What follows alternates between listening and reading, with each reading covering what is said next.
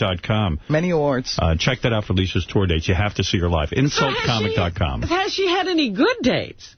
No, not really. No, she's not putting out. Well, here's my problem, too. I date beneath me. You know, I mean, I have money now. I'm a Harvard-educated female. Are you a Harvard-educated female? Yes, I am. I grew up in Connecticut, very nice, and I'm still in love. Every time I pass a doorman, I get wet. I mean, I really shoot low. I don't know what's wrong with me. You know what I mean? Right. Like, here I am, and I'm in love with people who have no checking account. Maybe this is not right. Maybe it's low self-esteem. It absolutely is. So that's why I'm working on myself with the shrink twice a week. Wow. So I can elevate to someone with a job. Wow. And, you know, I went Psychiatry or psychologist? Psychologist, but I always have the Wellbutrin. Do you take any of the Wellbutrin? No, what is that? Get you in a good mood, because I have anger management issues. You're on medication, you're in therapy.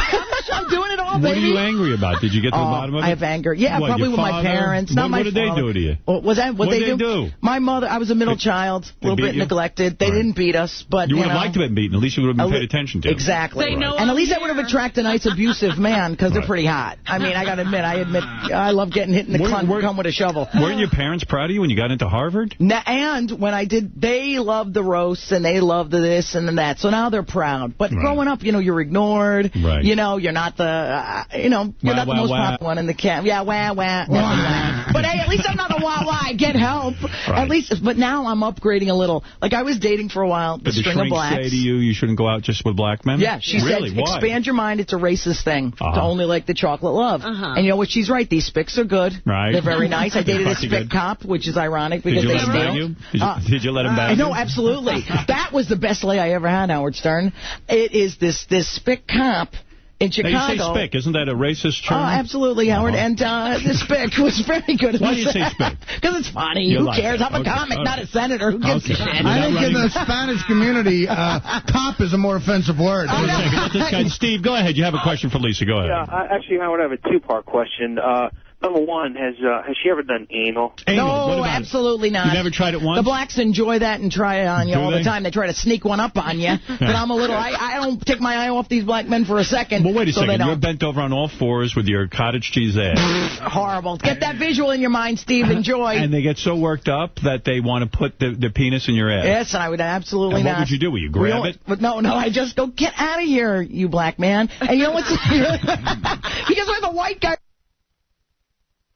or a Jew does it, it's not so hard to do. Right. But a black guy, forget about it. And here's the deal, too. A white guy or a Jew. Yeah, same thing. Are you in love with your psychiatrist? Is that what's going on? No, it's a broad. Oh, it's a girl. And also a broad who's a Jew broad. Right. And let me tell you about her. She's a creepy Jew broad. She is like 60 years old, and she won't look at me. Wow. She stares at the wall. She's got issues. I know. Wow. But she gives good advice. She said, date these other people. And then I had a string of cops. Isn't that ironic, though? Yeah. I went from blacks, criminals, to cops. You know what I mean? Any lesbo stuff? No, dude. I am not ready to jump onto the tuna boat. Not yet. I thought you said in a couple of years. And, yeah, 50. If I got 4 more years till I'm 50, then I will lick it. I don't care.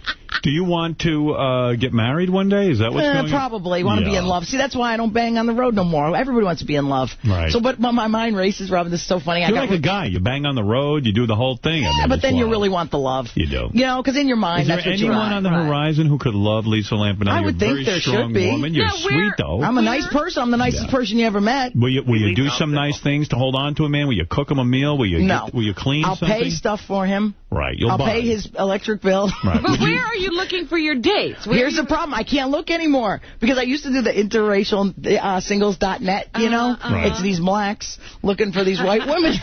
But now I'm recognized, so I can't go on there no more. Because once a guy asked for my picture, and I sent it, he goes, fuck you, bitch. That's Lisa Lampanelli. She mad funny, but that ain't you. And wouldn't talk to me anymore. Oh, wow. I know. And I was on eHarmony for a minute, and every time I make a date, I'm talking on the phone to the guy, and he's like, are you that comic? What's your second question? But it must be the lesbo thing. He asked me about the dyke thing. Oh, is that what it was? I haven't done that. You know, Howard, I haven't even done a threesome. I can't, because I'd be the funny best friend. Jim, you're on the air. No, you need to be with one person. You're yes, right. Go ahead, Jim. Hey, Lisa, I really think it's great and everything, but Lisa, would you please show Howard your feet, and Howard would tell me if they're sexy or not? They're not that good. They got a pedicure. Come on. You don't have good feet? I know, I'll show you. They ain't bad. They don't suck. I just had a pedicure. There are a lot of guys who are into feet. Yeah. You ever meet freaks like this? Yeah, it's disgusting. They want you to jerk them off with your feet. Did you ever jerk a guy off with your feet? Wait, let me take off my knee high. You know it's sexy, Robin, when you go, let me take off my grandma knee high because I was too lazy to put on stockings. Why are you wearing stockings? Let me tell you why. Right. Because my shoes hurt me, Howard. Let me see those feet. I can see through those. No. You got to see the real deal. I can't believe I'm showing my feet on this show. Suddenly you're a sex symbol. I know, I am. I'm a mountain of a woman. I am. Now, you don't have cankles, do you? No, God, no, I got a nice ankle. All right. Then I got the toes are done. They're not bad. They're not bad. Get a picture of that, stupid. Yeah. See, this is the kind of guy I could get. This is the kind of white guy I could get. He's horrible. He's horrible. Jason, now look at him. You know what sucks, too? Scott the engineer, that fucking prick, walks by and goes, you look good. Then they go, so you're hitting on Lisa Lampanelli? And he goes, it's safe. She likes the blacks. I'm like, yeah, Scott, you'd have a chance in my cunt, please. You would not sue Scott the engineer. Absolutely not. He's disgusting. But a nice guy. See, you got to say nice guy so they have you back on the show. Jason, you wouldn't have sex with either. Jason actually is kind of cute, but he's young. How old are you, Jason? How old are you? 27. Young man. Young, come on, what are we going to do? Talk about his favorite Power Ranger? Get the fuck out of here. Fucking jerk off. Ralph, go ahead. It happens to be Donatello, right? Yeah, absolutely. Ralph, go ahead. You're on the air. Hey, a couple of things real quick. Hey, Lisa, I'm looking her over. She looks pretty good, but a couple of things. Okay, man. Lose the hair extensions. Your hair looked good when it was kind of down to your chin. Okay. Right. The shoes, they're killing you because they're way too small. No, dude, they're the exact size, dude. They're a freaking 11. I got drag queen feet, okay? All right, get a 12. Okay.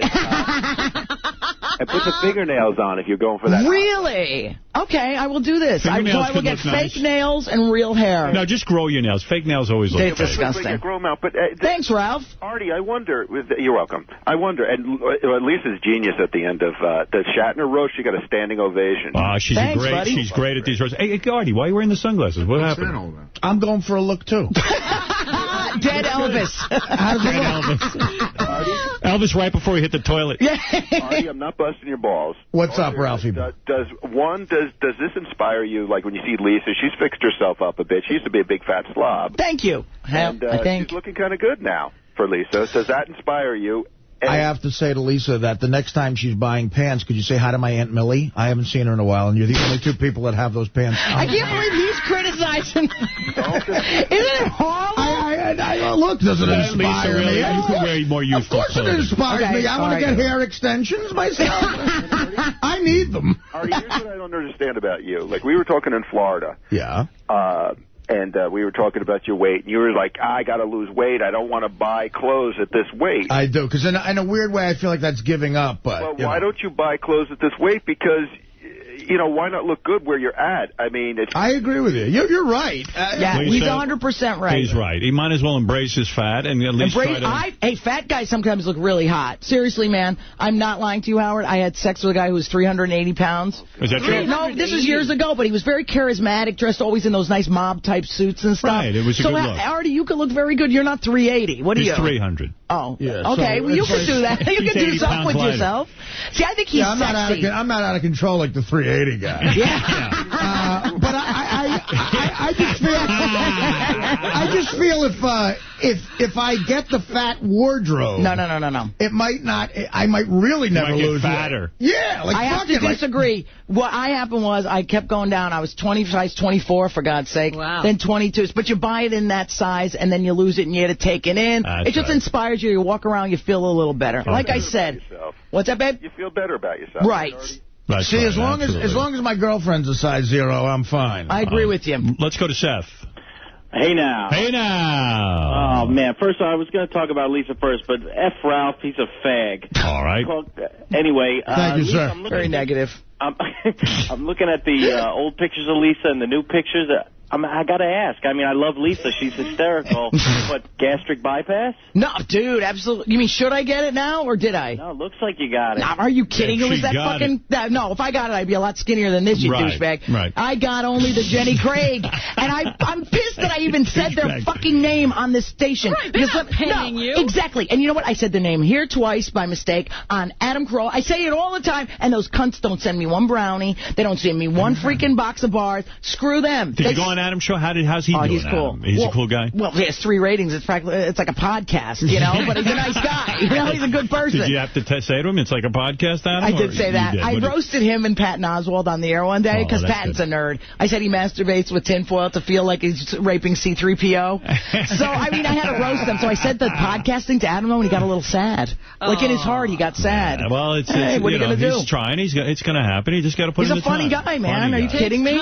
Takes time. Takes a lot of time. That's true, man. Okay. I've been on a lot of shows. Howard, did you see me on The Tonight Show with this Michael Clark Duncan? Did you see that? I saw you on The Tonight Show the first time. Simon Cowell, that was great. No, this is the second time. Oh, I heard about this appearance. Oh, my God. Okay, first time I was on with Simon Cowell was awesome. We hit it off. Second time, there was no other guest, which was fine. Right. Third time, this Michael Clark Duncan is hot. So I'm doing all these black jokes, I've blown more black guys than Hurricane Katrina. You know, nice stuff, very complimentary. You did that on The Tonight Show? Well, I didn't say blown, I said serviced. Oh, okay. You know, because I'm a clean comic now. Yeah, but the blow needs to be in Hurricane Katrina.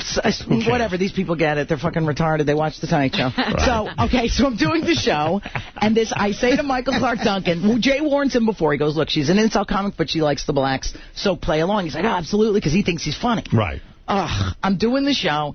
He's laughing and laughing. All of a sudden, I go, the Jews have small thingies. The only thing shorter than the Jew's penis is a black guy's to-do list. Right. He bends over, and he's laughing so hard, he has a little tear, and he runs off the thing. All right. So America is thinking he hates me, that I'm a racist. That you ran him off the show. Yeah. Right. The producer gets in his... I'm sweating up there. I'm sweating so bad. So he comes back. The producer pushes him back out. He hugs me, grabs me, dry humps me 3 times on the stage. Wow. Thank you, good night, Jay Leno, at the end of the... Absolutely. I'm pregnant now. Wow. That guy's masculine. But, I mean, isn't that horrible that he left?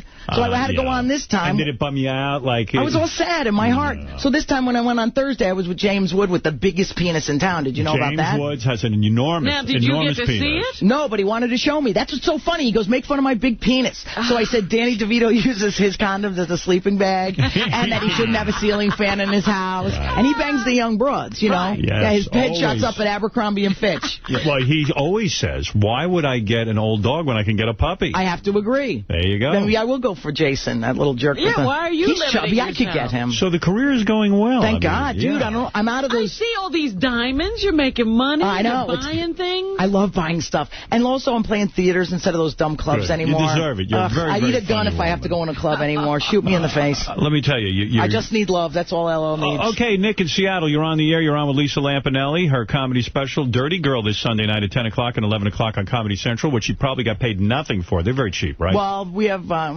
What? They paid pretty good. They did? They did okay. Well, also, you got to understand who I'm managed by, too, because of a lot of nice deals. Parallel, who does the blue-collar movies and stuff. Oh, so they can get a lot of nice, big money. Good. I'm happy. I'd like to see that. Lisa's CD and DVD, Dirty Girls, in stores January 30th. Pre-order now at BestBuy.com. And check out Lisa's tour dates at InsultComic.com. That is your website. Yes, it is. And, Nick, go ahead. You're on the air. Hey, now. Hey, now. Hey, Lisa Lampanelli, I don't know what the deal is with her, but I am so sexually attracted to you. This is not even funny. Cool. Really? Describe yourself, stupid. God, I'm a tiny little white guy. I'm like 5'9". I probably come in at about 155. I'm tiny, but something about your massive curves. Yeah, you like that? Do you shave your bush? No.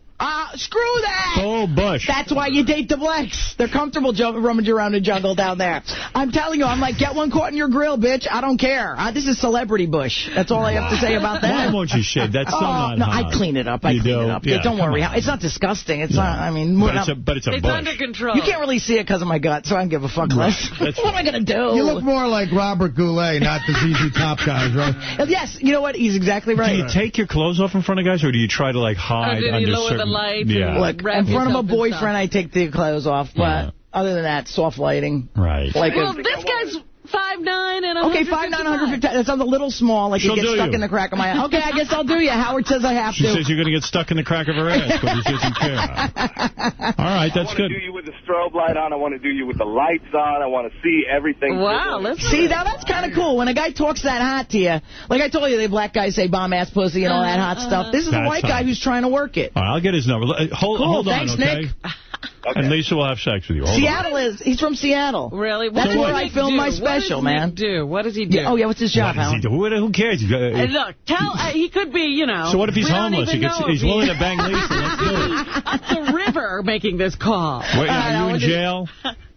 I'm not in jail. My job is doing you, Lisa. Oh, that means he has no job. No job, right. That's well, the he only said thing. you can pay. He'll take care of your house, and he'll fuck you. What's That's wrong cool. with that? I do always want, like, a house husband. Right. I think that's my problem, because I'm the man in the relationship, you know? Nick, I want do you some guy have to a sit job home. at all?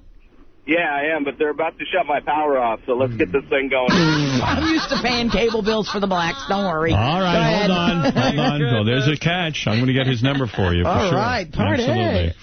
Let's take one more call from Jamie. Jamie wants to say hi, and Jamie's from Worcester, Massachusetts. Oh, that's close to Connecticut. Go Hi, ahead. Jamie, what's up? Hey now. Hey now. Hey, Lisa, how about hooking up with Artie? You guys make a good couple. Listen, I guarantee it. I guarantee you, absolutely. I guarantee you Artie would never fuck me. Because Artie's famous, but he's a big guy, and he could get skinny chicks. Artie knows Artie won't fucking equal. Here's the problem. Right. He knows I'm funny, that I earn a lot of money, that we would be a power couple.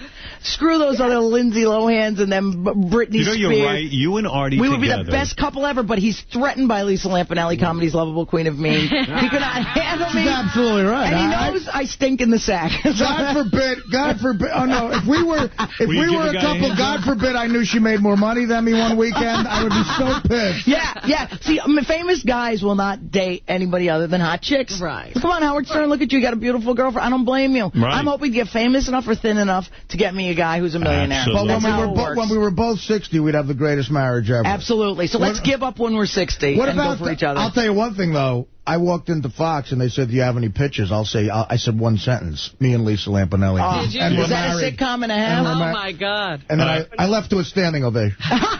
Wow. Let's go to Jim. Jim, you're on the air. What's on your mind, Jim? I can't get Jim. Jim, are you there? Lost his heart on, Rob. Jim, you there, brother?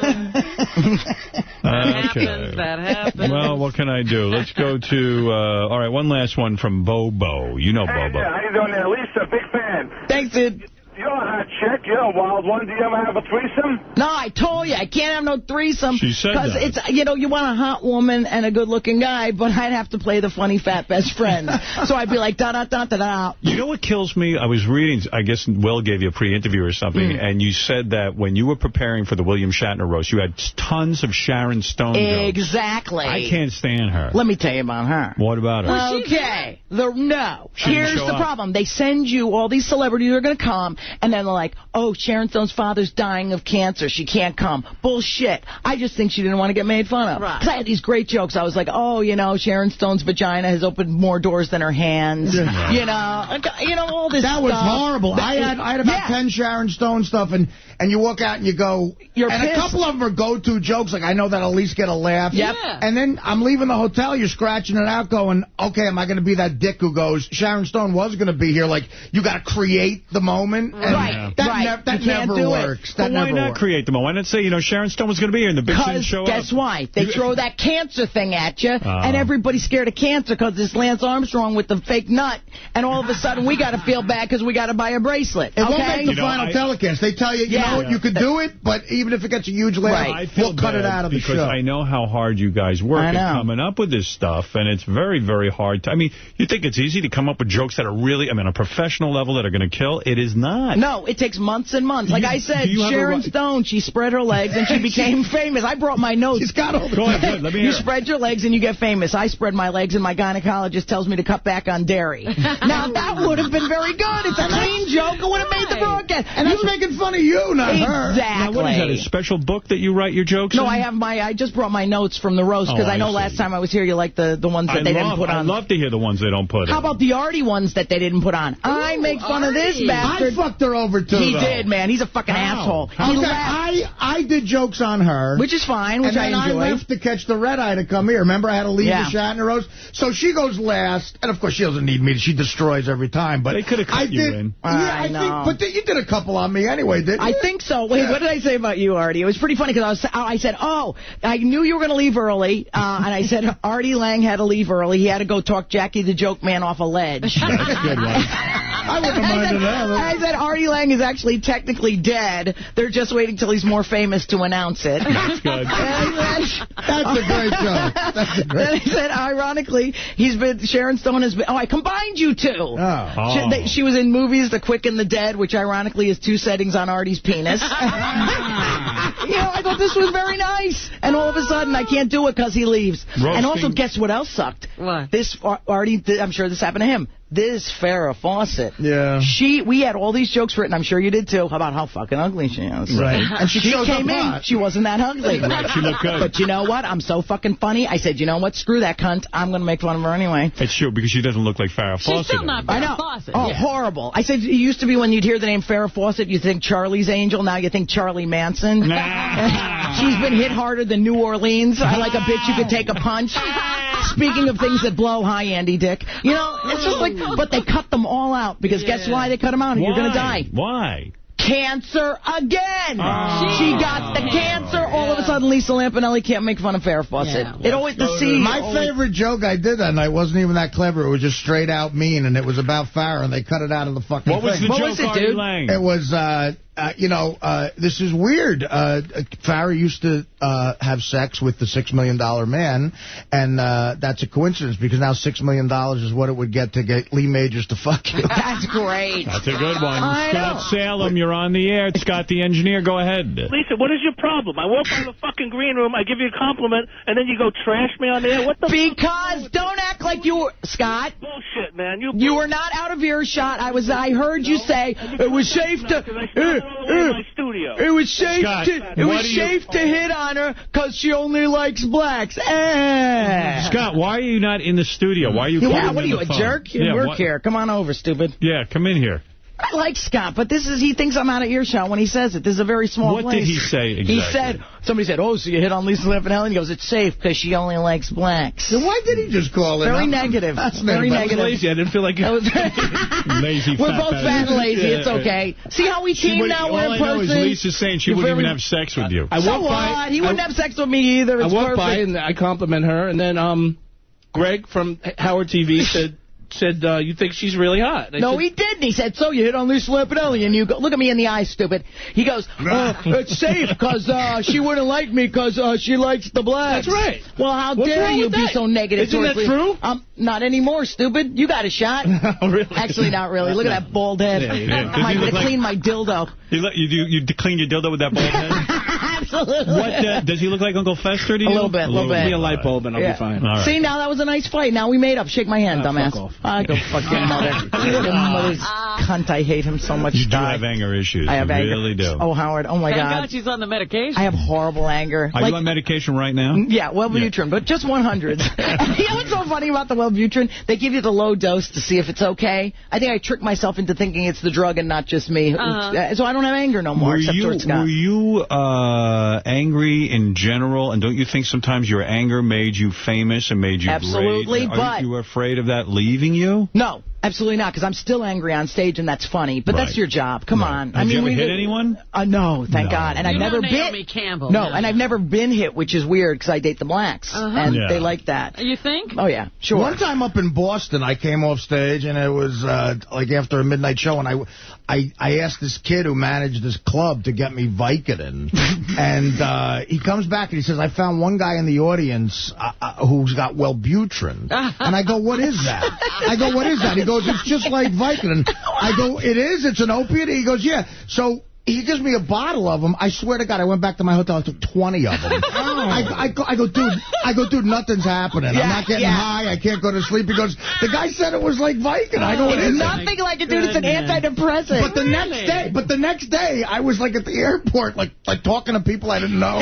See how nice you get nice. It's like, hey guys, what's up? See, I've gotten nicer since the Wellbutrin. Like I always have. Like I can't go to like 4 banks and 3 Dunkin' Donuts. I can't go to anymore in Connecticut because I've screamed at the people. Really? And my manager said, she goes, you cannot scream at people. You're going to get famous, and then you get written up. Right. But, you know, are there any movies in the future? Are we going to see you make that leap to the big screen? Well, I did this Owen Wilson movie that's coming out next Christmas called Drill Bit Taylor. He's really cute. Yeah. His nose does look like a penis, too. I know you want to know that. He doesn't look like Ellen DeGeneres a little bit? A little bit, but she's kind of hot. All right. So, yeah, he was nice. And I did the new Larry the Cable Guy one, who, as you know, very nice. Big success, Larry is. Yes. Delta Farce coming out in March. So, look at you. Dude, I always have to play myself. Delta Farce. Yeah, get it? It's a clever title. You play Lisa Lampanelli? It's no beer league. You play Lisa Lampanelli in the movie? Yeah, well, what's funny, they changed the name, of course, but every time I get hired, I don't even have to audition because they're just like, play yourself how you are on the roast. Right. So I just go in, I'm a cunt for a half hour, and I get paid. They don't say you're going to be the pretty skinny one. No, Robin, thank you for thinking, though. That's like hiring you to play the white one who has no money. Hey, Don, you're on the air in Maryville, Washington. Go ahead. Don, you're on the air. Don. Don, wake up and talk to us. Hello? Yes. Oh. Hello? Hello? Are you John from Marysville? All right, John. Oh. Yeah, I was just calling to ask you about the XM to the Sirius. I was an XM listener, and I've signed up 10 other XM listeners, and I'm just curious about the 7.2 million for XM opposed to the 6.1 for Sirius, because a lot of us XM truck drivers are vacating XM and coming over to Sirius. Well, of course, we've had a tremendous growth here. You got to understand I don't believe that the number for XM is true at all.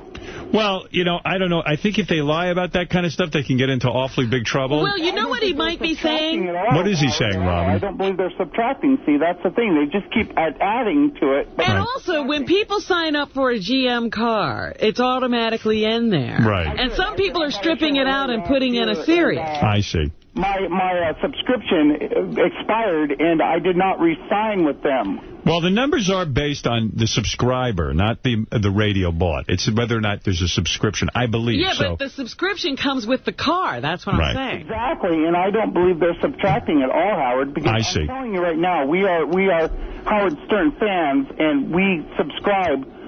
Well, listen. We thought you were about SM. Nobody is more thrilled than me at the rate of... We are there for you. That's it. Thank you. And no one's more thrilled... I'll tell you something, Howard. I believe you are the god of radio. Well, you're right. I listen to Bubba. Yes.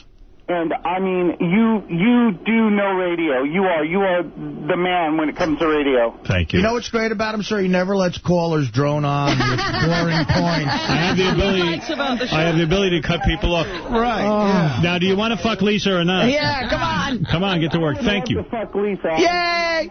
I'm out of Seattle myself, but I would love to fuck Lisa because I think she's I think she's hot. Well, that's... thank you, dude. I can get two. I think Robin... Suddenly my god of radio comment isn't that great. Anyway. Did he suck the oxygen out of this room? I know he's a fan, but sometimes don't you hate your fans, Howard? No, I love the fans, and I love that they've all come over with me, but I got to tell you something. As a caller, that guy was a zero. Oh, horrible. Yes. Let's go to Steve, who wants to say hello. Steve, hello. Welcome to a Monday. Steve. Hey now. What's happening, man? Hey, listen, I just had to tell you that I'm driving down the fucking road. I had to throw my fucking breakfast on the ground. This fucking broad is disgusting. Nothing fucking, there's absolutely nothing quality about her. Okay. Wow. That's serious stuff. That's hurtful. What breakfast? Artie wants to know what your breakfast was that you threw out. How long has it been on the road? Because Artie can still eat He can drive over and get it. Boy, she said her vagina smells good. What's better than that? Yeah, what's better than that? A nice, tasty vagina, sir. Is it hard for you to get criticized like that? No. At least I know. Because can I tell you why? Go ahead. At the end I know of the Robin day, doesn't let the negativity into her life. Do you let the negativity No, absolutely not. Because you know what? You work on yourself. Right. Even these roasts toughen you up. They do. So when a loser with a dream like him, who actually eats breakfast in a car, calls you and doesn't have room service delivered to the Hilton at $500 a night like Lisa Lampanelli does, I do not worry about this That's why, man. if you're a producer of a roast, Lisa is absolutely the Michael Jordan, because not only does she go, she doesn't mind following people. Everybody, and I fall for this, into this category. Every comic bitches and moans, I can't go last. I can't go last. She goes last and fucking brings the house down, and she's a good target and has the best sense of humor of anyone on the planet. So she's like a home run at a roast. Yeah, it just doesn't hurt no more. Did you hear that? You're the Michael Jackson. Michael Jordan, not Michael Jackson. She really is. Jordan of roast. I'm putting that quote on my website. I'm seriously, that's a very big compliment, because you have to be able to take a joke. Because these girls are up there, and they thinking they're pretty. Come on, man, they're pretty for a comic, okay? Exactly. I mean, please, we're not going to win a beauty contest, but we're going to get laid every now and then, so you got to be able to take a joke at a roast. That's right. how it is. Dominic Barber, you're on the air. Go ahead. I'm sorry I couldn't get in before. Oprah is guilty of what's called child abuse and neglect. Go ahead. And I'm not joking. I'm be very serious. There are charges that are filed against people. Charges. Are you going to file charges? Well, you can dial the hotline in New York, which opens up the investigation. She wrote an article that said that the reason she did this was because she was abused as a child and raped and all that. How does she think this kid has not admitted yet or said what happened? And now they put him despicable. on TV. That's why we put her in the asshole club. I got Oprah clips I'm going to be playing, Dominic, later on after Lisa's gone. Well, I'll send you the law. Child abuse and neglect. She participated in it. Arrest her. And I have one question. Come on. Dominic, thank you. What would happen if you did it? Oh, they'd be all over me. You'd be in jail. I'd be with Saddam Hussein hanging from a rope with my neck snapped. They'd be taunting you on the Thank you very much, Dominic. You make a very good point. There's I nothing guess. better than an overly dramatic Dominic. Like the gas day. The gas day. Guys, get out of the building. If it isn't a gas, get Dominic is the king of being overly dramatic. You're so right. Oprah is guilty of criminal charges. I am going down to the courthouse to file charges today against Oprah Winfrey, Negro woman of the South. In these papers, I will accuse her of child neglect and abuse. But, Dominic, I mean, while she did the wrong thing having this kid on the air, do you really think she should go to jail? She will get the death penalty. I will read you the law. I will read you the law, the following laws. Let me ask you this. This is always the litmus test for you. Yeah. Would you, look, that's a ratings getter, man. Would you have had the kid on with the parents? Absolutely. Well, I mean, no, that's a hard question for a radio I would have had him on. show. We said, what the hell are you doing here? You're not responsible. It is wrong for...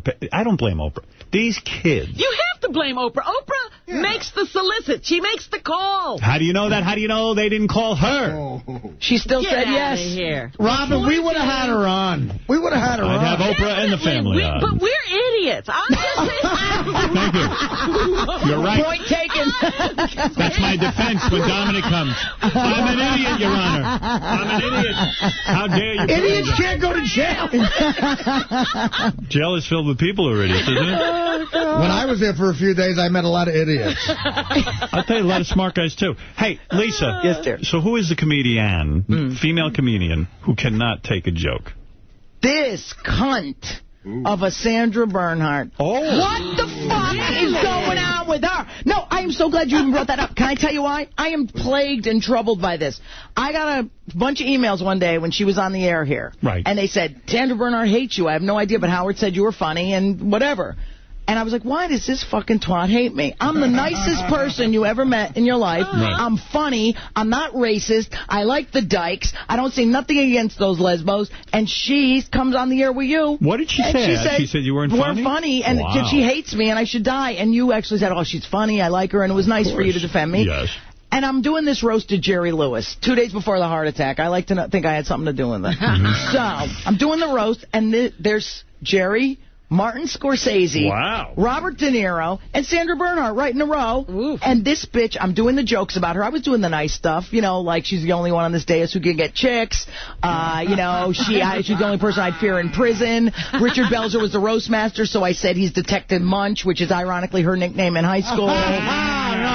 And all she did the whole time was sit there giving me the finger. Do you know how déclassé, and that's French for unclassy? It's a roast. Everyone should get into this spirit. But she only gave the finger to me. She was very negative, and the whole Friars Club noticed. And I was very upset with her. In other words, a female comic should understand what a roast is. I don't understand why she don't like me. I'm nice. In fact, Dominic Barber's on the phone. Okay. Do you know that Sandra Bernhardt can go to jail for what she said about Lisa Lampanelli? Really? I am going, and you can check the courthouse. I'm going down there to pay the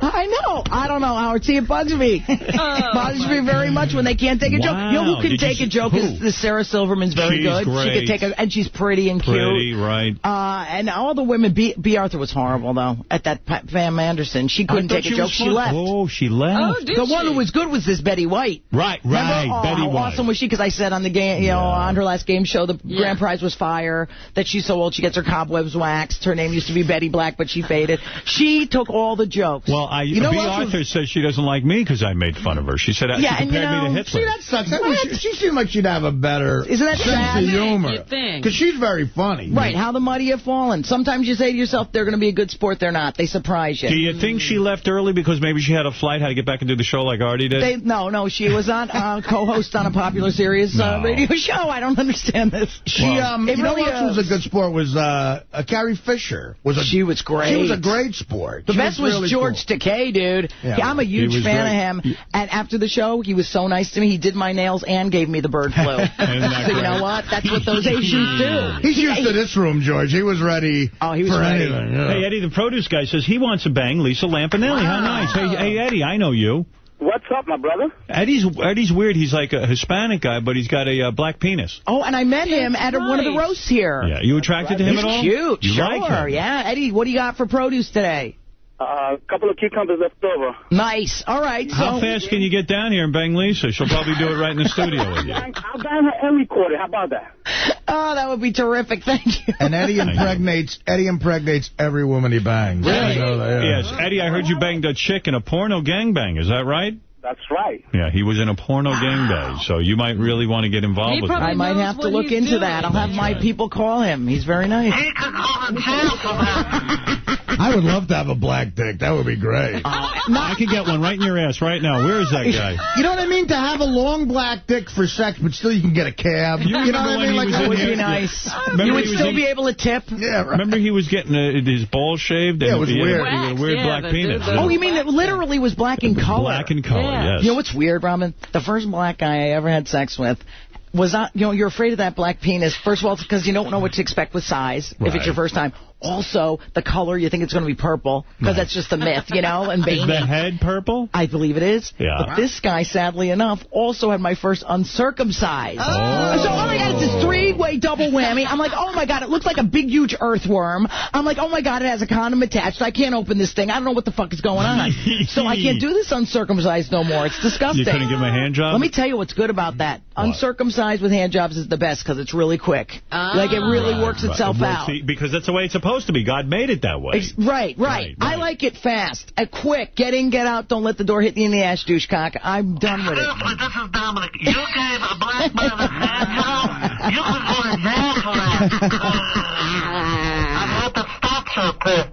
No. You should have put Oprah in jail. You could file charges against Oprah. That's why I love lawyers. Like anybody's filing charges against Oprah. Yeah, that's why I love lawyers. They can dream up a lawsuit on anything. It's just so great. Yes, there's a law about everything. Right, Rich, you've got the last word with Lisa Lampanelli, or as Reverend Bob Levy says, Lisa Lampanelli. Yeah, what the hell is that? Yeah, Rich, go ahead. I was just wondering if, Lisa's stock is rising as a celebrity and everything, if she's been with any celebrity black guys yet. Have you banged anyone famous ever? Guess who hit on me, though, and called me in my hotel room at 3 in the morning? Jamie Foxx. No, I wish. Who? No. Okay. Maybe next time she's in the studio, you have Baba Booey book one. Maybe you can set her up with She's about to reveal something big. Yes, I don't know if it's that big. I don't know if you heard of him. Okay, you ever guys, what's that, Ultimate Fighting Championship? Yes. This big guy, Bob Sapp. He hit on you? He's huge. He's gonna go to jail. He was calling me. I'm gonna lock him up. He's calling me in my hotel room at 3 a.m., and I got scared because he's enormous. Well, you could handle it.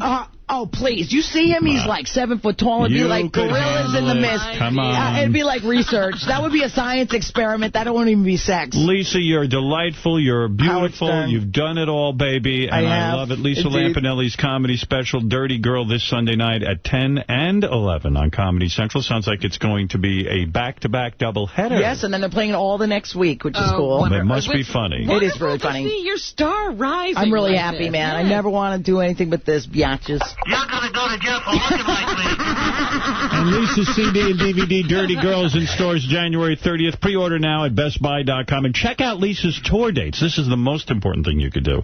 At InsultComic.com. Everyone is on there. If there's a log jam on the website, just hang in there. You'll get through. And I didn't know Lisa went to Harvard. That's I know. And graduated? No. I also went to Syracuse undergrad and graduated. Yes. Did halfway graduate school at Harvard and also at Columbia. Punked out. Oh. Very impressive. I'm a comedian with an education. You knew never what you wanted. In other words, when you were at Harvard, you made the decision, I'm giving this all up. To be a comedy and say the word cunt and get money. What were you studying? What field were you going to go into? Journalism. I actually worked as a journalist for 13 years. Where? Rolling Stone, Spy. No kidding. Mm-hmm. I interviewed all the hair bands in the 80s. Oh, look at you. Yeah, I didn't know you could do that. Yeah, it was really fun. Very bright woman. I got Ozzy the day he got out of rehab the first time. Very nice. I really think he was drunk already. I'm not going to lie to you. You think the original lyrics were Miss Lampanelli? I think they were. You should become a comedian. What is it, Gary Delabate, also known as Fafa Flui? I was looking at Lisa's notes. She had a weird thing happen. You know, she went on Leno. And there was that the black actor, Michael Duncan. We already discussed that. I was going to let Gary tell us. What happened? I didn't hear this story. I just asked the guy that did. Did she tell us everybody? No kidding. You went on the Tonight Show? Yeah, 4 times versus Simon Cowell. And who was on there with her? Who was the guy? Green Mile Black. All right. Thank you, Gary Delaflate. Green Mile Black. Don't you know they goof on you and send you in here after she told the story? That's terrible. Oh, they did that on purpose? Of course. They do it to him every time. This is going to be the hardest place to work. I've got a story. This was on the Tonight Show. I saw something funny in the notes. And then she's with the worker. Who told him to do that? Probably Will. That's so interesting. Oh, my God. All right, we're going to take a break. We'll come back. We'll do the news. And John Hein will be in here. Steve Langford will be in here. Lisa, thank you. I wish you lots of luck. And come back and see us again. I love you more than you could even imagine. Thank you. We will be back right after these words. You're listening to the Howard Stern Show. La, la, la, la, la, la, la. And here comes Steve Langford, John Hein, with what's going on, Howard 100 News all day, and the wrap-up show, and then Robin's going to give us all the info we need to get through the day. Steve, what do you have for us? Just some of the stories we're working on in the Howard 100 Newsroom. Breaking news. Howard 100 News with a major revelation. Ronnie the limo driver. Yes? Reportedly sending flowers to Bubba's wife, Heather, after his primal scream on Bubba's wedding night. His note to Heather Clem reportedly reading, quote, "Dear Heather, sorry about Saturday night. Please accept my apologies. Love, Ronnie." Let's fuck some hoes! Well, that is a big bulletin. That kind of top news story comes around only once in a lifetime. Good job, Steve. What else you got? Artie Lang, hard-partying, pancake-gulping comic. Howard 100 News not taking credit or blame for that colorful description. Reuters news agency painting that pretty picture in a dispatch from the South Beach Comedy Festival. Artie Lang featured in the story. Reuters saying Artie was once consigned to the fringe, but now thanks to email and cell phones, comedy bits like his shoot out into the stratosphere, creating entire new markets and giving a killer boost to comics like Artie. Howard 100 News with wall-to-wall coverage of Artie's weekend in Miami Beach at the Comedy Festival. Shuley back with a heart-wrenching interview with Jim Florentine. Jim's first time speaking publicly about his late girlfriend and how he's trying to cope without her. Oh, me and Jimmy, performed together in Miami. I called him up and said, "Are you ready to come back?" And it was his first time, and the fans were so cool to him when he went on stage, and they were real nice and cheered loud. And I talked to him extensively about it. Jimmy's girlfriend died recently. And, so he's back. He did great, and he's getting through it. He's doing all right. All right, that's good news. And anything else, Steve? Television show Extra scoring a great get by signing Beth O as a special correspondent. Extra's co-executive producer Jeremy Spiegel telling Howard 100 News when they send Beth out on a story, she hits a home run every time. Absolutely true. Extra crediting Beth. Extra crediting Beth with an ability to surprise her interview subjects with great questions. The TV show thrilled with Beth O's self-deprecating personality, her smarts, and her natural on-camera presence. That's right, absolutely. In fact, I understand she's doing an interview with John Bon Jovi this week for Extra. Nice. A hard-hitting interview. Be honest. In your deepest of gut, Are you a little jealous about that? A little nervous? She's in the same room with that dude who's like probably the best-looking guy like ever. I'm not. John, as a matter of fact, has been over to my house. Yeah. And he hangs out with us. And they always send me out for coffee. I wonder why. You're not worried that when people that good-looking get together, something natural overcomes them and go, why aren't we fucking? Artie, I worry about everything. Okay. That's right. I never leave those two alone. I saw that he's doing some kind, he's a do-gooder, too. Yes, he is. Yeah, fuck him. That could make you swoon. Thank God his music sucks. What? He's doing some kind of a solo concert to raise funds for people. I am going. I even donated something on behalf of our show. Is that right? Someone can sit in on the show and... Hey, one of those deals. Before the interview, just remind Beth that his love is like bad medicine. Right. Oh, don't worry. I sing her all the songs. No, she knows that. Also, he's very much in love with Dorothea. Oh, yeah, of course. You know that. High school sweetheart. Actually, a very nice woman. I know her. And believe me, I am hobnobbing with everyone.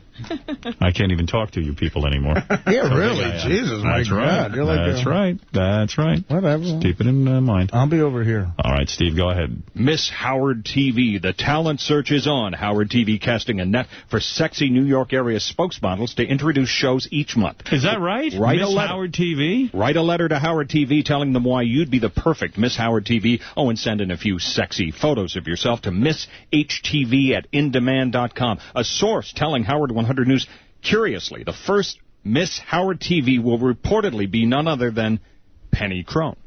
Wow. Whoa, that is great. Hey, tonight at 7 p.m., Ned from The Bubba Show doing his own show. Oh, wow. Did you know that? Well, in fact, we have that. Bubba the Love Sponge's pal Ned, a full hour of that cantankerous old coot on Howard 101. Without Bubba and without the other guys. It's the Ned Show. Exactly. Wow. Tonight, 7 Eastern. I never thought he could carry a show on his own. Well, that's what they're going to find out. Bubba has told him if he does well, maybe he'll get scheduled again. Wow. That's real American asshole. You're an asshole. Will he take calls, Ned? I don't know. Ned was weird at Bubba's wedding. He was walking around with his, I guess that's his wife. Yeah. He'd take calls? He will take calls. He offered me, I have a revelation, he offered me coke. Did he? Well, he was. I want to go powder up my snout. He was trying to take my picture every minute. Was he? Yeah, and I was like, how many times am I going to pose for a picture with you? Okay. It's enough already. Anything else? Remember, when you see Stern News anywhere, anytime, we want to know about it. Call us, 877-33-SIRIUS. Choose Channel 100. These stories and much more coming up on the Howard 100 Noontime News, weekdays, noon Eastern updates every hour. I stayed with him, and it was just the fucking greatest weekend of my life. How great was Tom Petty, man? Tom Petty was awesome. Tom Petty, too? I did, and I got to tell you something. I had another mind-blowing experience in terms of music. Thank you, by the way, for that, dude. That was very nice. The night before Artie showed up, we got a great story about Ralph and all this shit. But really? Yeah. I have results concerning a bet that you guys might have had, too, about Ralph. Oh, you do? Okay. All right, good. Are we going to learn all about this? There's a big Ralph incident happened. A major Ralph thing. What is a major Ralph incident? Well, we're going to get to it. There's a lot to get to. See, now I'm totally intrigued.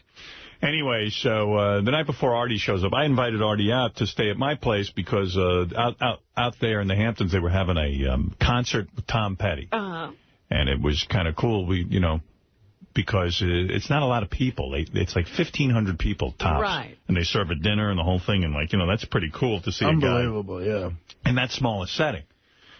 So, anyway, the night before, I got invited over the guy who owns Sirius's house. Leon. And I went over, and he usually has a dinner party for a few people every year. And, of course, I go. He's a good guy. And this time, though, it was a little bit bigger party on the beach and everything. And then he built this structure on his house, and he had Tom Petty show up at his house and play for all of us. Jeez. Wow. Play for me. Yeah, well, there were maybe at that point 60 or 70 people there. Oh, my so I sat down on a couch, like in a living room. Could you imagine, and watched Tom Petty do an entire concert. Oh, my goodness. It was friggin' awesome. Now, did he do the same set the next night?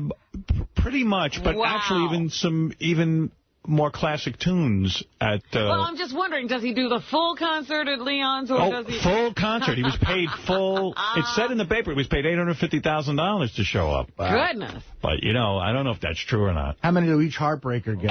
$850,000 for Tom Petty? Yeah.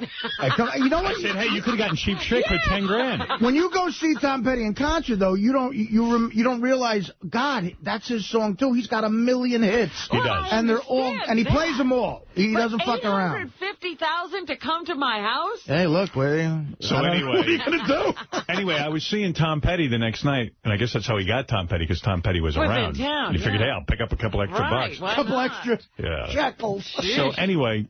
Well, that's what these guys make. Like they paid these guys. Tom Petty got paid $1 million to show up at the Hamptons. Well, that's a concert you could see. I always wondered, but I mean, look again. It's 60 people, private home. You know what? Songs. I should have studied an instrument. Yeah, you really blew it with this radio thing. So because it's cool, you know. You go out, you get $1 million. People just throw money at you. Yeah, and it's fun. You sing. So anyway, okay, so Artie was coming out. He wanted to see Tom Petty, and he said that to me. I said, I can get a ticket for you. We have an extra ticket. And he says, good, you know, yeah, I'm going to stay in a hotel. But I said, no. You stay with me. Of course you come out and you stay with me. So I was excited to see Artie socially, you know. Yeah. It's fun to do. So where do I begin? Yeah. So I guess I kind of, like... The helicopter. Beth and I were talking, actually. I never discussed this with Artie, but, you know, I said, Beth kind of even said to me, do you think Artie thinks you're fun? And I go, you know, I don't think so. Wow, this is an interesting conversation. Yeah, so I said, and she said, you know, what's going to happen, you know, if you want to take a nap or something? I said, yeah, Artie might bum out. Cause, like, you know, because like, what will Artie do till the concert? What do you do out there? You nap? I'm all about nap. I'm always napping, and I'm antisocial. So I said, she said, why don't you invite Ralph? So he can entertain Artie? So he can at least, because of Artie like Ralph. I go, I think Artie likes Ralph. You never know, you know. You're not sure. I said, it might be nice to have that dynamic going where Artie has a, you know, guy hanging out there. And when you're napping, Ralph can take up the slack. Which actually was not a dumb plan, because I come off a nap and I go downstairs and I see Artie and Ralph in the hot tub together. Yeah, we went in the pool. Well, we went for a walk on the beach and had a couple of mini cigars. Did you hold hands? And of course, Artie doesn't bring a bathing suit, but Ralph cut up a pair of sweatpants for Artie, made a mock bathing suit. I had no plan on going in the pool. You were so happy in the water. No, but then I looked at the pool. It was so inviting, you know. And I was like, you're going to a guy's house, you know, you bring stuff. Artie was weightless in the pool. I had my own room. My room looked out onto the pool and the bathroom. What did you think he was going to do with you? I put him in a sewer. Where was he going to put you, in a tent in the back? We took a walk on the beach, and I said, you know what, fuck it. That pool looks great right now. We had a few hours, and I told Ralph, go get a pair of scissors, and we'll cut up my sweatpants. So that's exactly what he did, which was good. That's like a fashion project for Ralph. Yeah. Most guys would punch you in the face. That keeps him happy. So you were keeping him occupied. I bet it made him happy, as Robin points out. And also, I bet he did a great job. He did, actually. I never actually saw the bathing suit. You were in the water the whole time. They're very even and everything. But I would like, you know, maybe in the future... I realized, too, you wouldn't come out of the hot tub until I left. I don't know why. Wait a minute. You let Ralph see you in your suit. Well, Ralph's microphone isn't on 5 hours a day. Well, it's funny because I'm sitting there and I go, boy, these guys... You know. I said, these guys are like, Artie goes, I'm boiling like chicken soup. Because he's in the hot tub. And I said, you know, and I left. And then I was walking up to my bedroom and I look out the window and I see Artie's emerging. Yeah, he sprung out of and I said, he didn't want to get out of the hot tub in front of me. Me and Ralph were trying to think of a rap in case we got chicks back there at night, like how to pretend it was our house. So we needed Howard to give us information about stuff. Like, yeah, right. Like, what's this? Isn't it interesting that you think so much about what Howard's going to comment on? It's not totally true. I mean, look, Howard. I mean, I'm not in the like a young Starsky or Hutch at this point. Anyway, he doesn't realize I love him. I love him fat or skinny. He doesn't care. Anyway, so... if only broads were like that. So anyway, you know, we... so that part was fun, you know. Yeah, they had an amazing meal set up. I mean, I can't even explain how beautiful the whole experience was. And food. It was great to hang with Artie outside of the show. And I took a helicopter out there because I've never done that before. I've been on helicopters, but never out to the Hamptons. I said, fuck it, I'll splurge. And that's kind of where the Ralph situation starts. Do you want to start that story? I guess I could. And Gary's a part of this, too, by the way. Well, so I said to myself, I'm going to go out. You know, Howard made this nice invitation, and I said, fuck it, I'll splurge. I'm going to take a helicopter out there. And so I don't have to deal with traffic. And I found out there's a helipad literally yards from Howard. I hope I dumped that. Okay, go ahead. Yes. Yeah, it was a very convenient situation. So I price the helicopter. It ain't cheap. And no, it's not cheap at all. And, you know, Gary the whole time was like, please, like, let me pay for half of this. But he was even more than he thought. And I was like, look, Gary, don't worry about it. It's fine. I was going to do this anyway. I'm happy to have the company. Ralph, the last minute, sort of the day before, says, listen, I'm coming. So what time do I have to be at the... He doesn't even ask you. He just assumes he can do this. No. I checked out that it was okay. Right. So, no, he called the day before. All right. But it turns out, and again, it's just weird how stuff with Ralph just makes a minor adjustment. Something goes wrong. The guy had to get another helicopter because it went from 2 to 3 people. But it was worse than that, because I got really maybe the most insulting phone call I've ever gotten from Artie's assistant, which was he needed to know how much I weighed. I swear to God. So then he goes, and I think at one point he goes, all right, 220 and 300. All right, we're going to have to get a bigger copter. Yeah, right. Because 3 guys needs a bigger copter because of the weight. Teddy, a master in etiquette. So anyway, so they had to get a different, which I found out I was going to get this really cool helicopter that's sort of like a state-of-the-art thing, and now they had to switch it to a little bit of an older one. A Toyota with a wing. Like the one they use for construction. Yeah, whatever. So already Artie's, you know, he goes, man, if Ralph's going to be late, I'm right, I start stressing about that, because I wanted to get out there on time and everything. Right. It turns out because of fog, we were delayed anyway, but at no point... In other words, it would have been quicker if they drove. Not quite, but almost. Yeah. There was a lot of fog, which fucked everything up. But we got out there on the helicopter, but at no point does Ralph even think about saying thank you or, look, can I pay? Right. How much do you want me to chip in? Nothing like that ever comes Can I tell you something? I get to the place first where the helicopter... Not that I care, but again, my God. I get to the place first where the helicopter takes off from. You know, so I walk in and I go, is this where I'm supposed to be? Ralph, I mean, I can't tell you he did anything wrong, but there's a way he walks in as if it's his place. Right. Do you know what I mean? Like, he walks in, they have, like, Hamptons magazines out, like... There's another couple there. Ralph walks in, like, sort of doesn't look at them, like, picks up a magazine, starts thumbing through it, talking about how great the trip is going to be as if he takes it every week. Right. It's just a funny way he is. Right. It's Ralph. Ralph acts as if, yes. Right. And so I'll get through this, and then I'll hand the ball off to you at some point here. Because it's a long thing. Yeah. God, I'm intrigued. I could hang on every word. So we get out there, and... hang in on this one.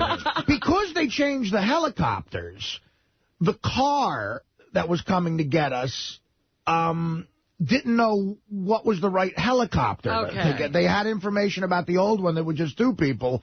So now with just 3 people, with just new helicopter, the guy didn't know where to go. So indirectly, we had to wait an hour for a car once we landed. So it really was like we might as well have walked. Right. And again, of course, you know, you don't blame Ralph directly for this, but it's just so funny that it's something Ralph caused indirectly that made this mayhem sort of happen. All of a sudden, it just wasn't a smooth trip. Yeah. And but I got to tell you, Howard, Artie is stressing. The 2 of you guys you guys stress out on so much stuff.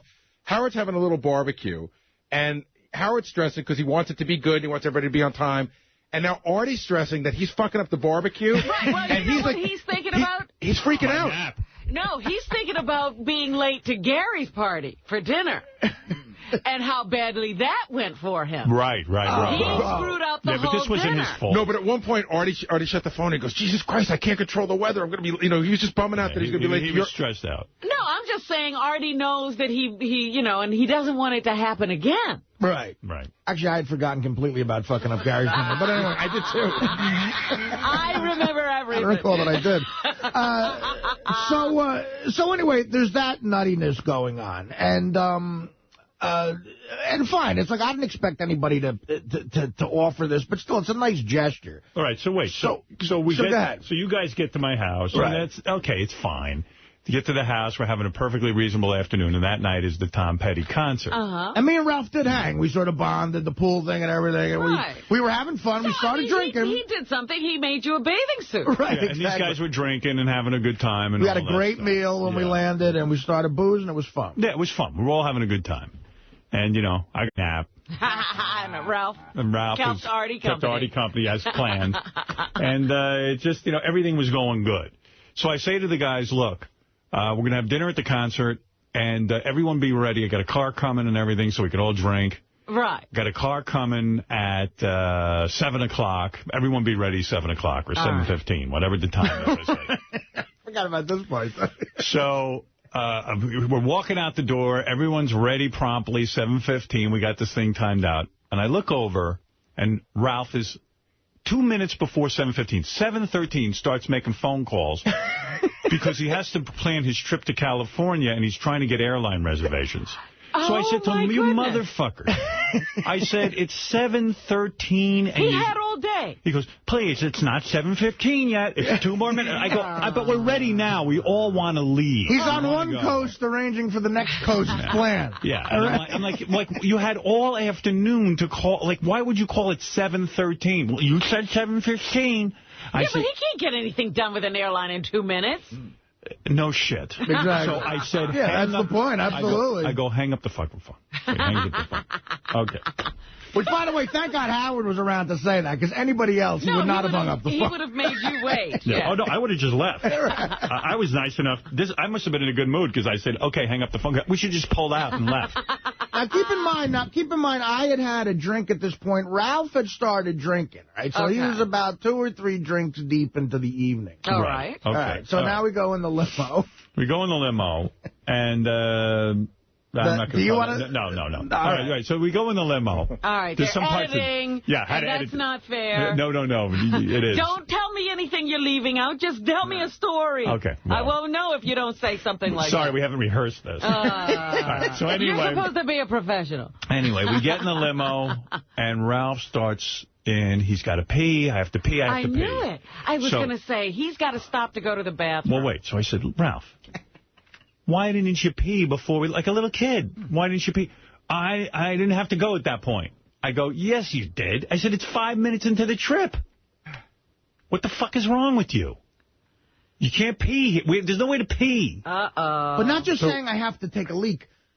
Writhing around on the floor of the limo like a second grader going, I got to get yelling at the driver. Yelling at Terry. Really rude. What do you mean yelling? Like, do an impression of what he was... Almost like Terry is getting us, a really nice guy, is getting us to the fucking concert. He's driving at a reasonable speed. Right. We pull up to the entrance, and Ralph, like a third grader, is rolling around. Terry, where are we? Terry, come on, get us there, Terry. What are you doing, Terry? I mean, like, screaming at him because he's not getting us there quick enough so he can piss. Oh, so, okay.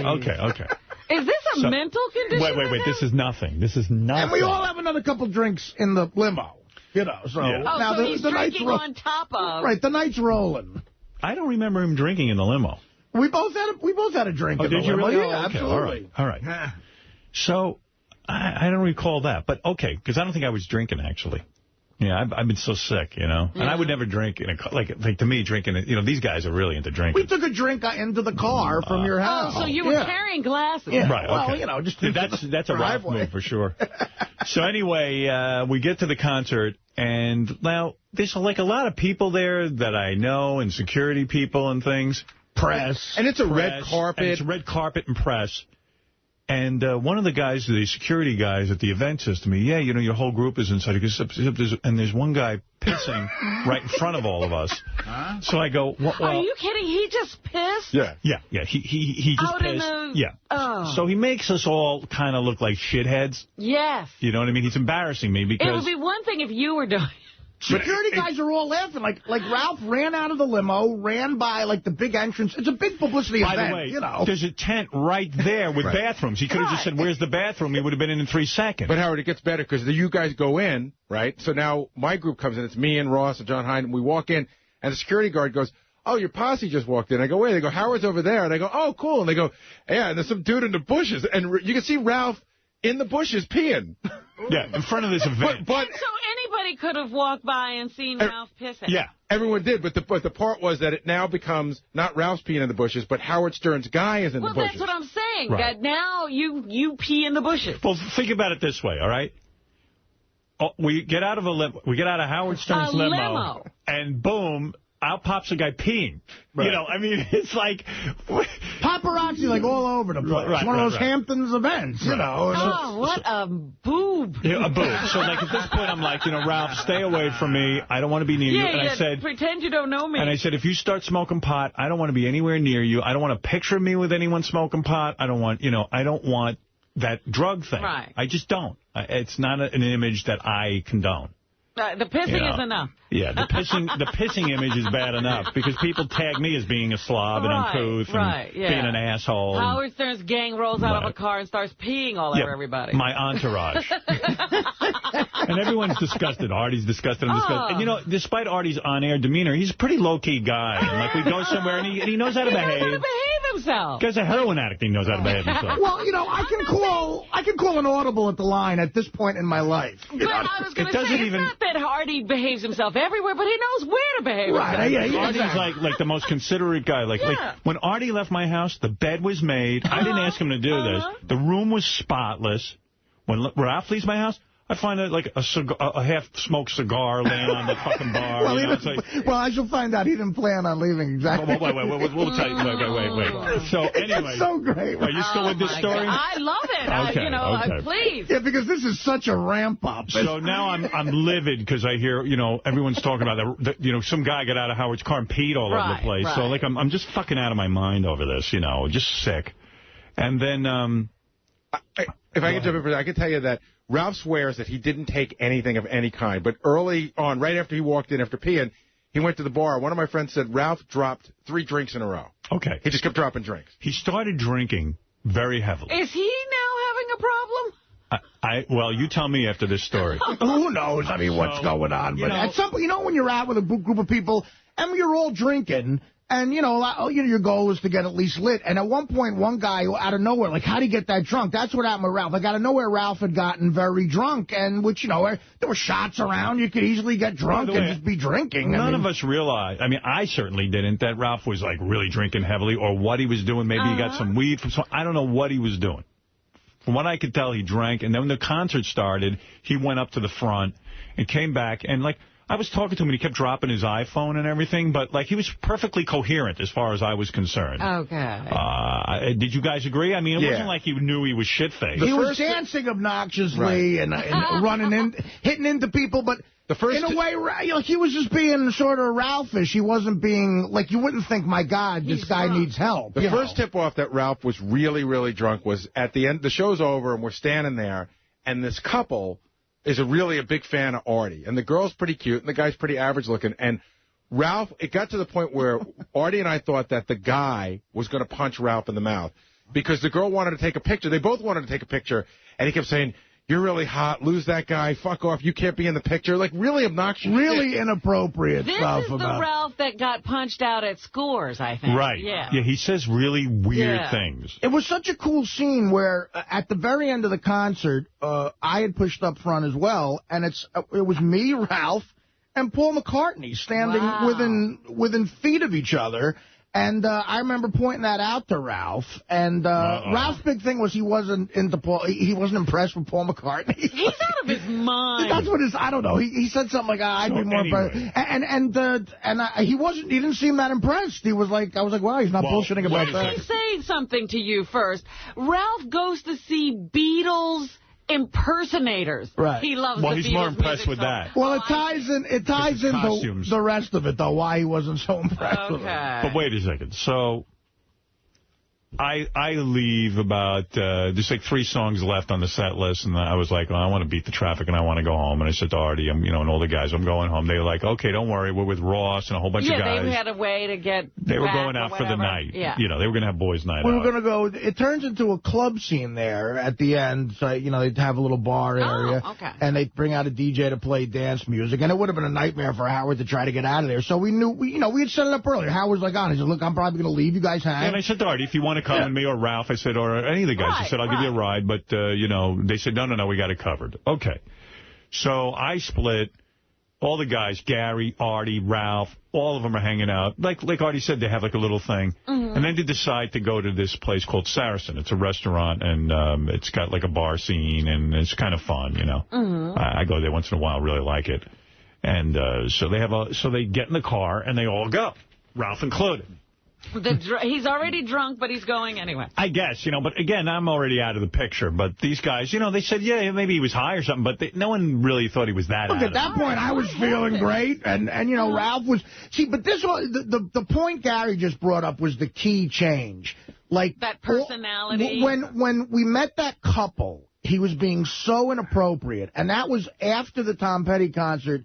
And before we went to Saracen. Okay. So, and it was a great group of guys. We was like a guys in out. We were all having fun. It was Richie Notar, it was Ross, it was me, it was Gary, and John Hine. Yes. John Hine, and we were all hanging out. But Ralph, at that point, we said, look, Ralph might start a fight. We got to take care of him a little bit. We started to have the discussion. This was a really weird thing amongst ourselves. And John Hine says, if somebody punches Ralph, will you jump in? And I go, I don't know. It depends on what he did. I said, I guess I have to. John Hine, full of truth serum.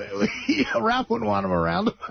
Oh, really? Those guys have some issues. I don't know. They have to work out. So John was questioning whether he would get involved if Ralph got into a fight. Yeah, he was like, God, if someone was beating the shit out of him, I don't know if I'd help out. But we had to have that discussion. By the way, I hear Sal's pissed off. He thinks I invited John Hine. Yes. What is that all about? He found out that John Hine went to the concert. You invited him. I did. He's furious that John Hine somehow jumped the chain, that Ralph's been here much longer. And why didn't you invite Sal instead of John? Well, Sal, who gives you your information? I don't know how John Hine ended up there. In fact, I invited John Hine. I invited John Hine over my house for some food. But don't tell Sal. I did, but But the point is, Howard, it doesn't matter how he got there. If you did, it's not. Thank you. Where do you get this information? No. Where do you conjure up this bullshit of yours? Somebody told me. I just heard that John Hine went with you guys. I'm happy for John Hine. I saw him at the concert. I have no beef with... Wait a second. Hold on. John Hine was there, and nobody told you Howard brought him. You just assumed it, right? Well, this is your gig, Howard. I mean, you're the leader of the pack. Dude. Artie came over. That's it. I don't care about Artie. The pack. I don't know how John Hine ended up there. I don't know what John Hine did for the weekend. I saw him at the concert. I had nothing to do with it. I find that hard to believe. You're an asshole. I don't care. That he said that. I was just a little hurt. I felt that, You're hurt? You could have done what John Hine did. Ask John Hine how he ended up there. I'm not the one who sold the website for a couple of mil. I don't have the money to pay $3,000 to see Tom Petty. So... You're assuming. You're making a wacky assumption.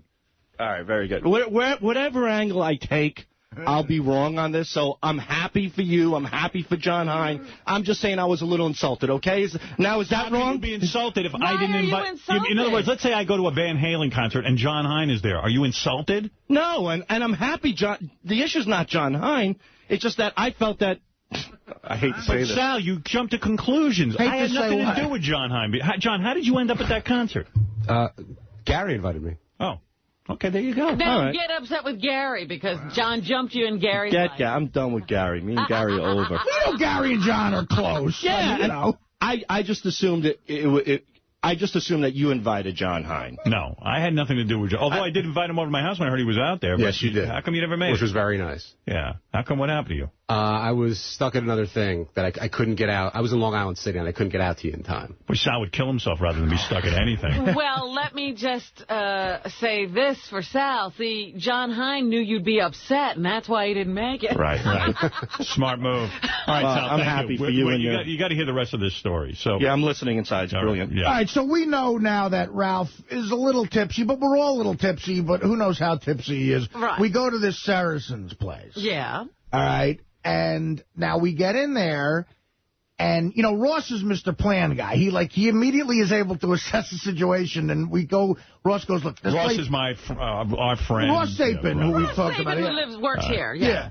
And we get in there, and it was crowded, kind of a scene and stuff, and a nice place, but Ross was like, maybe a couple drinks and we'll go somewhere else, and we're like, fine, I don't care, whatever. And Ralph, we get a place to sit. Ralph starts dancing. Dirty dancing. With who?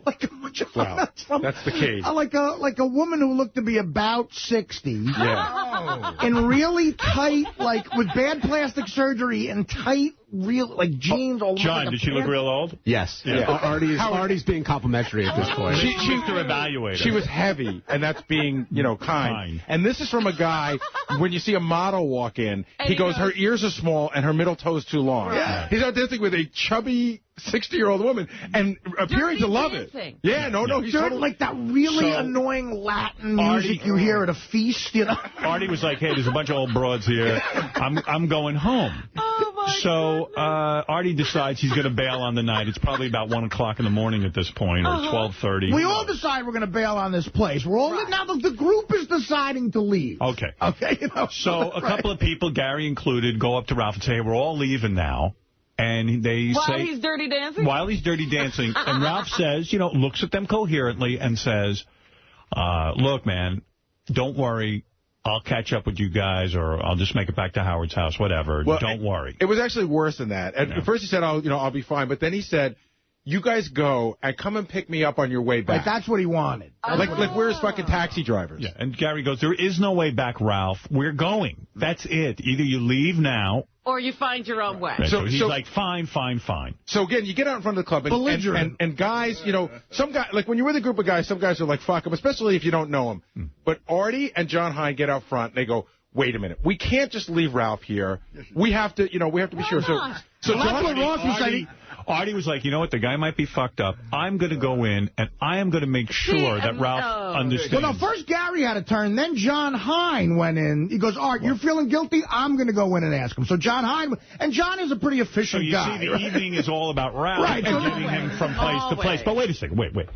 So Artie says, I don't care what these two guys said. I don't want to feel guilty. I don't want to leave a guy. You got to go make sure for yourself. Yeah, because at this point he said, hey, maybe he's drunk and doesn't know what he's doing. This is the third time going back there. Right. So Artie goes in and he says, look, Ralph, we are leaving. How are you going to get home? Don't worry, I'll get home, blah, blah, blah, blah, blah. Dancing with a chick, arm around a chick. Yeah. The 60-year-old broad. Yeah. He's still with her. Yeah. So Artie says to him, do you know where Howard lives? He goes, take the address down. Write it down in your iPhone or whatever the fuck that thing is. Right. So Artie's telling him, yelling out the address, giving him the address. Ralph goes, I don't know if I can work my iPhone. Don't worry, I know it. He repeats the address. Okay. I realize, people sort of recognize this. I'm yelling out Howard's address in the middle of a dance floor at a crowded club. All right, because Artie felt like... whatever. He needed to take care of Ralph. Right. So, he goes, Ralph, do you even have... if you have to get a cab or whatever, he goes, do you have money? Do you have money?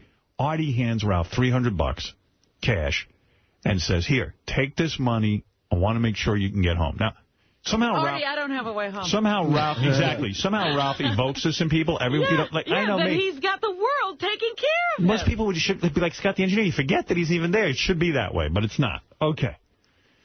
So these guys leave. Artie decides to come back to my place. He comes home. Now, at this point, there's zero guilt in he's in no danger. Right. He's got money. He's an adult man. He seems to be having fun. He made a decision. I'm staying here. And we left. That's what happened. All right. I'm already asleep. You don't even know this has gone on. No. I've been in bed for hours already. I mean, I'm not putting up with this nonsense. I don't give a shit. Right. Yeah. I went home with my fiancée and had a perfectly reasonable evening with her. So, I got to tell you, it just sounds exhausting, right? Oh, my God. I wouldn't have even gone back in and asked Ralph. So the split was, which is what Ross wanted to say. You were with Ross. So the split was Ross and Gary and the other guys go somewhere else, and John Hein took me back to Howard. All right. Okay, so that's the split. So then I wake up the next morning, and I don't know. I listen to my messages. Yeah. There's 5 messages from Ralph. Oh. I go downstairs. I see his room hasn't been used. Oh. No Ralph. He never made it back. I go, oh, wow. Just before I listen to my messages, I go, Ralph must have hooked up with a broad or something. I didn't know about any You old didn't broad. know about the 60-year-old. No, I just said he must have hooked up with a broad. I know Ralph. Or he's staying at Ross's house or something went down. Right, he went home with somebody else. So I start listening to one panicked message after the other. It's like the first one comes in at about 4:30 in the morning. Whoa! He goes, dude, where do you live? I'm driving around with this guy, and we're stopping in parking lots asking if anyone knows where you live. Oh, no! And he goes, I don't know where I am. You gotta help me. So then he goes, then I listen to the next message. In fact, I have the messages. Why did I fucking prepare those? Them. I should. You know what? Take a commercial break. I'll go get that lined up with Scott. All right. Yeah. Because we got to hear the messages. I can't wait to hear these. All right, take a break. Take a break. Wait, you got to hear these messages. That's too funny. Hold the line. We have so much to talk about this morning. I'm going to get back to this story, and then we got to talk about the telethon was on this weekend, Jerry Lewis telethon. You know, I don't even think about that anymore. I'm like, oh, my goodness, I didn't get to see Jerry, see how he's doing? Well, I try and tell people that, like, when I was a kid, like the Jerry Lewis this was back when they only had like 6 channels or 7 channels, you know what I mean? You didn't have cable? There were 3 when you were a kid. Okay, well, I was trying to make it. No, there was Channel 11, and there was some independents. There was 6 channels. It was PBS, too. But anyway, I was trying to tell people, like, the telethon was a big deal. Like, like people, waited for the telethon. Jerry's going to be on all weekend. And now... in the world of cable, it's just irrelevant. It's amazing, though. Well, I was thinking about it because I had some young people at my house, and they never mentioned it. It wasn't even a thing. It's not a thing. It was I was a kid, too, but, again, I'm going to be 40. Yeah, we're all getting older. Yeah, Jesus. Yeah, so, I try to hang out with younger people to see what's really going on. Anyway, so where were we in this story? So you're about to... So Ralph's calling. Yeah. Oh, yeah. Ralph's so I wake up in the morning. I see Ralph's bedroom is empty. Artie, I realize Artie locks his door at night. I noticed you lucky. Do you have a thing? Because what I did was I tried to open the door to see if you were in there because I figured both you guys were gone, and then the door was locked. I don't remember doing it. Maybe I did it out of habit. Yeah. You lock yourself in at home? No, not in the bedroom, but I might have. I was a little drunk myself. I might have locked the door. I guess I locked it was the front door. Well, good thing you did, because I would have been in your room. Right. Exactly. You're smart. Who needs you in there? Right. Hey, always lock your door at Howard's house. So now I'm like all confused, and I go, and as I regularly do, go to check my messages. Scott, do you have those, or is it a whole big process?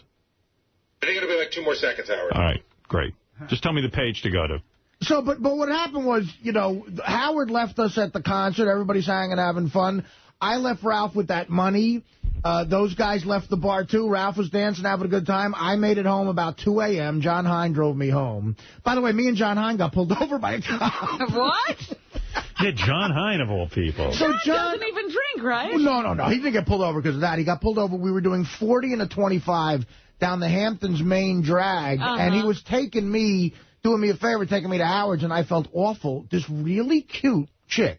A cop? I mean, but cute. Like you'd go, wow, there's a hot chick. Pulled us over, and I felt so bad. I said, I'm going to be obnoxious right now. And I said, Miss, my name's Artie Lang. I'm from the Howard Stern Show. And Let me guess what you said. You said you had a 40-inch cock. I was going to say, you would do sexual favors to get out of a ticket. And she said, you know what, don't worry about it. She goes, I love Howard. I'm just giving you a warning. And she was going to get a fucking moving violation for that. Artie used my name to get out of a ticket. I use my name, and I don't get out of a ticket. Really? Yeah. Oh, God. I've done that, and cops have given me tickets. What? Well, like, I'll go, hey, Howard Stern, the guy in the rating guy, goes, oh, yeah, I know who you are. And he keeps writing. And he writes a ticket. See, the movie's just to let him see who you are, I think. But yeah, I never say. And, sometimes they recognize me, and then they're nice. Right, you say right away? Yeah, I have the PBA card, and they go, oh, where'd you get this from? And I said, Well, I do a lot of charity work for the police. Senator John told me that one. Never pull out I said, they go, where'd you get that? I do a lot of charity work for the police. Oh, how do you do that? I go, well, I work on the Howard Stern Show. We do a lot of stuff. That's a good one. Yeah, that's good. I'm going to do that. I'm going to say I'm from the Letterman Show. See what that gets me anywhere. But I felt so bad for John. I said, I'm going to be like a little bit of a douchebag and say it out loud. And then she couldn't have been cooler, and I'm telling you, she was hot. So we're lucky because John's the only one of us that doesn't drink. Yeah, he was completely sober. Let's go to Bill, who wants to say hello. Bill, go ahead. Hey, welcome back, Howard. Thanks, man. Listen, this Ralph story, the only way it's going to be any way interesting to anybody but you or maybe Robin is if Ralph dies or gets arrested or... Well, you got to hold on. Got to hold on. Well, sir, that would be great. He gets his face punched in. Are you not enjoying this story? Because I did a random... No, I'm really listening, Howard. I just they just hate Ralph. We love to hate Ralph. Okay, because I did a random check. I said, is this interesting to everyone, or is it just to me and Artie and the guys who were there? And everyone said, no, we're all guessing the ending. We're leaping ahead and seeing what this will mean for Ralph in the future. The messages will make it better. They're on Gary Preview page 1 in green. Okay, thank you. So I get up, and I get this message. Give me a sec. Okay. Here we go. This is the first message. Hey, man, I know you're sleeping, but so what's he supposed to do? I have no place to go. We're going back to the city, I think. Fuck, man. These people. This chick's throwing up on the side of the road. Oh, my God, this is so fucked. All right, well, can you pack up my shit? Okay, thank you. Bye. So now it's about 4:30 in the morning, and he's going back home. And I'm like, what the fuck happened So that's the first message you get. You have to be completely puzzled. No, I'm puzzled. Yeah, right. So how did he get so out of it? Then the next one is time-stamped, I think, around 7 in the morning or 7:30. Hey, now. Hey, so I'm in Jersey City. What a fucking nightmare, man. Fucking guys ditched me. I didn't know where to go. I couldn't find your house. Went up and down the street, couldn't find the street, and so I had to get on the bus. Oh my God, what a fucking nightmare. Fucking douchebags. They're douchebags. Cocksuckers. Fuck. All right, man, I'm going to sleep, so I'll talk to you during the day. Just throw my shit in a bag and give it to Artie. You know, I got a shirt in the closet and some stuff in the bathroom and whatever, underneath the TV to the right over there. Just throw my shit in a bag and I'm going to sleep. All right, man. Thanks, man. Bye. After all drinking, he knew exactly where everything was. You hear that description? Yeah, he sounds very lucid. He sounds very alert and all this other shit. I'm like, what the hell is going on? Yeah, and then what did they do to him? And then the third, and I'm like, well, what did these guys do? And I'm dying to wake Artie up, and I go, Artie slept till like 1 o'clock in the afternoon. Artie locked his door so you couldn't. Yeah, I was in weekend mode. I put the air conditioning on. Did you sleep until noon or something? Well, on a night out, I got home. I didn't get to sleep till about 2:30, and I put the air conditioning on about 58. And he's calling these guys like cocksuckers and fucks, and I'm like, man, they really screwed him over. I don't know what's going on. What did they do to Ralphie? And then I'm like, hey, douchebag, could you put some cookies in my bag, too, please? Some of Marnie's cookies, like 3 or 4. That would be very good. Thank you. Oh, yeah. Fuck, dude. I can't believe I'm home. Fucking cocksuckers, man. Fucking assholes. Fucking, fuck. Dude, I had to, I'll tell you, I had to fucking scale the side of my building to get my house. What a fucking pig. Fuck. All right, bye. Just give me some cookies, though. All right, bye. So we get it. So Artie wakes up. All the guys come over to my place because we're going to have a meeting about what went down. So I finally wake up. There's a big summit. I wake up at noon. And Gary. I make it into the kitchen. I can barely move. Like my 1 p.m. I wake up and I see Howard and Beth, and they go, "Did you hear what happened to Ralph?" And I'm like, "Oh fuck, what happened?" Right. And then I hear. So we tell him all this, and he goes, I fucking gave the guy $300. I went in 20 times and said to him, Ralph, I'm going home now. Do you know how to go? He goes, this is my worst nightmare. He goes, I never want to ditch a guy. I never would do that. Right. He goes, I'm fucking mad. I'm outraged. There was no indication. I was really pissed because, look, the only The only way we'd be in the fault is if we sort of knew that Ralph was in a blackout or something. Right. But, of course, we didn't know that. But wait a minute. You know what? There was no indication of that. What John Hine told me was that when he went in to say, Ralph, we're leaving, we're really leaving, this is, how are you going to get home? Ralph said, just tell Ross to come back at such a time and pick me up. Right. He kept saying that. And the other thing you know how Ralph has that iPhone that he's madly in love with, that he plays with like a baby? Yeah. So we wondered, he's got my cell phone number, he's got Ross's cell phone number, and he's got Howard's address in there. He's got this thing that he's in love with. Fucking thing runs out of batteries. Oh, you're kidding. That's why That's another great part of the story. Yeah. So we all decide to get him on a speakerphone and find out what's going on. And we tell him, hey, you're being an asshole. Artie went in, he goes, what? He claims he doesn't remember. I said, so what are you on? What kind of drugs are you doing? Because that ain't from drinking. What's wrong with you? He says, I swear I didn't I smoked a little weed at the concert, I drank, and that was it. I said, what's the last thing you remember? I said, do you remember sitting next to Paul McCartney? And it was me, you, and Paul McCartney in the third row, I said. And we were, having a great time listening to Don't Come Around Here No More, the last song. And he goes, Art, I don't remember standing next to you and Paul McCartney. I totally would remember that. Which explained to me why he wasn't that into him. But there was no indication of that night. He seemed to be all right. So I said to Ralph, why didn't you go to a hotel? Oh, there were no hotels. I go, there's tons of fucking hotels. Why wouldn't you go to a diner and just wait till, I get up at 6 o'clock in the morning. What are you doing? He goes, I don't know. I don't know what I'm doing. Somehow he latched on to some guy. Yeah. This is the mystery thing. That he was driving around with. And because his iPhone, the single biggest advancement in the history of technology, that he can't call anybody, he borrows the guy's cell phone to call Howard. So now the guy has Howard's in his phone. Yeah, so clearly the guy knew Ralph was. Of course he knows Ralph and Howard. That's why he's doing all And they're blowing up and down. And Ralph got out of the guy's car at one point and started yelling, does anyone know where Howard Stern lived? And he said, fuck it. Know that? Because Ralph told us he did it. He goes, at some point, I was desperate, dude. I'm sorry, but I was desperate. Whatever he was on, he must have come off. But he got next to a very big celebrity's house who lives next to Howard.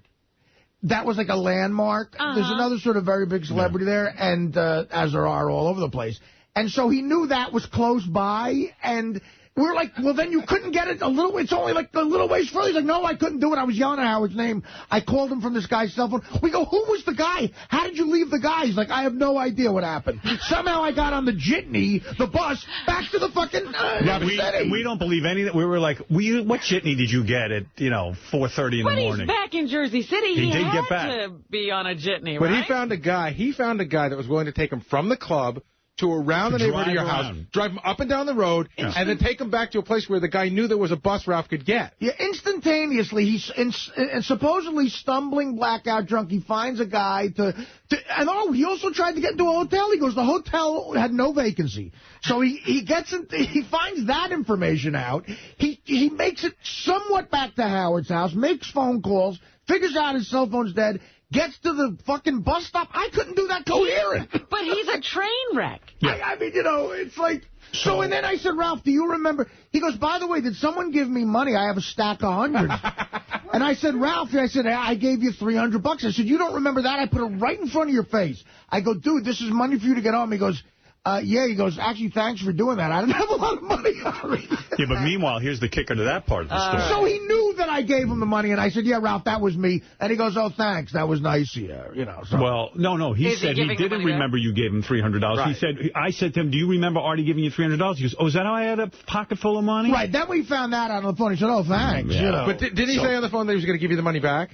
No, he never said that. He never said that. So listen to this. When's that going to happen? So now I'm packing Ralph's room up, which, by the way, is like spread out all over the house. I mean, like he so it wasn't just in his room. You had to go all over. It was just in his room, but he luxuriates and gets everything out and unpacked, and his book's over here, and his this and his that.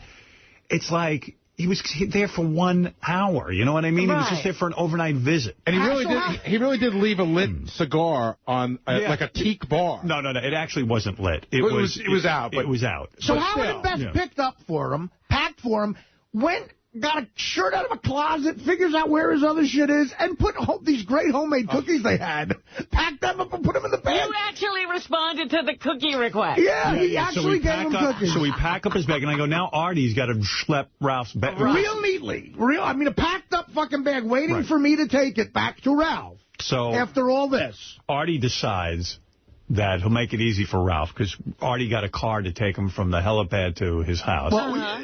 What happened is, so now I have Ralph's bag, okay? And it's like one of those sort of, lazy Sundays where, you're hungover, what do I want to do? Me and Gary get the helicopter back. So, and again, the guy, there was an issue for the guy because I thought you were 3. He goes, no, we're only 2. And you could tell the guy had to change something. He goes, oh, whatever. I wish you would have told me that. So, Ralph inadvertently fucks up that guy's day in some way. So, we're on the helicopter, which is the greatest ride ever. And in the middle of the helicopter ride back to Manhattan, I go to Gary, I go, listen, after all this bullshit, I can make Ralph's life so easy right now. I had my guy who always drives me, my driver, Herb, picking me up at the helipad in Manhattan.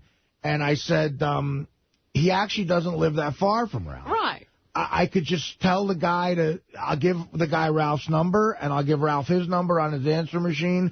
And I'll say, guys, hook up at some point during the day. My driver will hand deliver you the bag, Ralph. And, of course, though, he charges me for a ride for that. Of course. Okay. So Gary had some great advice. He goes, okay, number 1, you shouldn't do it because fuck him. But number 2, if you do it, it's out of your hair completely. Because he's got it. Now Ralph has a deadline. Ralph is skipping to it because he's got to get to California. He needed shit in that bag for California. So I agreed with the second part. I said, fuck it. I don't want this in my head. I call Ralph from the helicopter. I leave him a message saying, look, get in touch with this guy. He's going to have your bag in a Lincoln. Your bag will be driven in a Lincoln Town car to your house. I tell my driver when we land, I go, look, take this to this guy's house. He's like, fine. And he didn't plan on doing anything else on a Sunday. It was a special Sunday ride. Right. And that guy must get charged about $40, $50 for whatever that is. And I don't want the guy to do it for me for nothing. So Ralph calls me back when I land. He goes, dude, thanks so much. That was really, really great. The guy fucking took it right to me, and I really need all that shit because I'm going to California tomorrow. And he goes, by the way, I gave the guy a few dollars. And I go, oh, that's nice. That's nice. You gave the guy a few dollars. He goes, yeah, so thanks, man. And I said, well, have a good time in California, I guess. And he goes, great, I will. Thank you for everything. Because by now he realized he was wrong. He goes, look, I'm not really mad about last night. I'm sorry you had to, give me the $300. He even re-brought it up again, $300. Right. Now, knowing he's going to California, he says he gave my driver a few dollars as a tip. Right. So then we just hang up, and he's going to California. I say, good luck, have a good time. I call my driver. I go, did he give you anything for me? And he goes, no. He didn't give me a package for you at all. He didn't give me any money to give back to me. He's like, nope.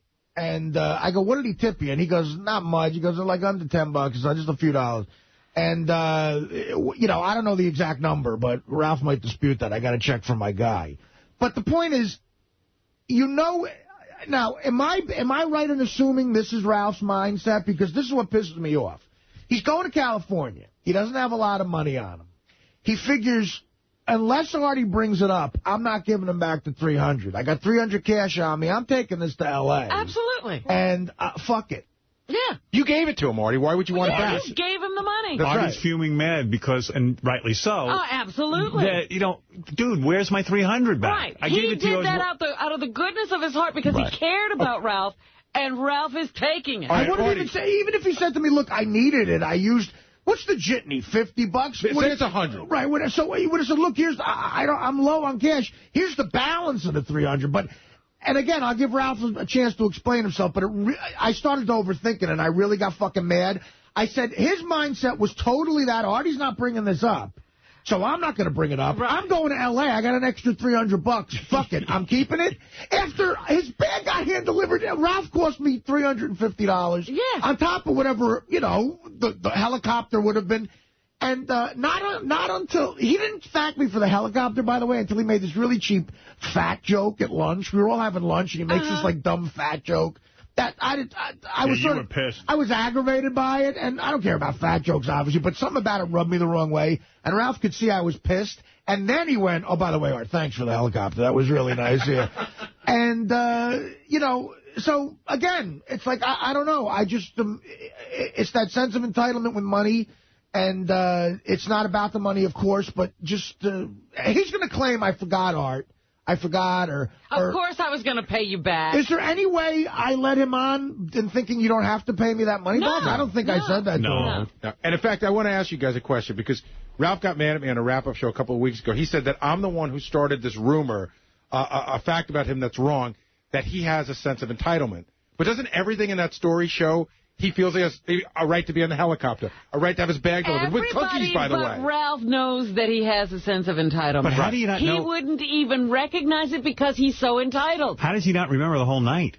Because he's blacking out. But, Howard, a couple of hours later, when you're like that, a couple hours later, he describes to the longitude and latitude where all the shit is in his room. Yeah. I got stuff a little bit to the right there. There's a shirt in the closet. And a black guy, I would remember, had a shirt in a fucking closet. But he wasn't drinking then. This is, you know, you got him before and after blackout.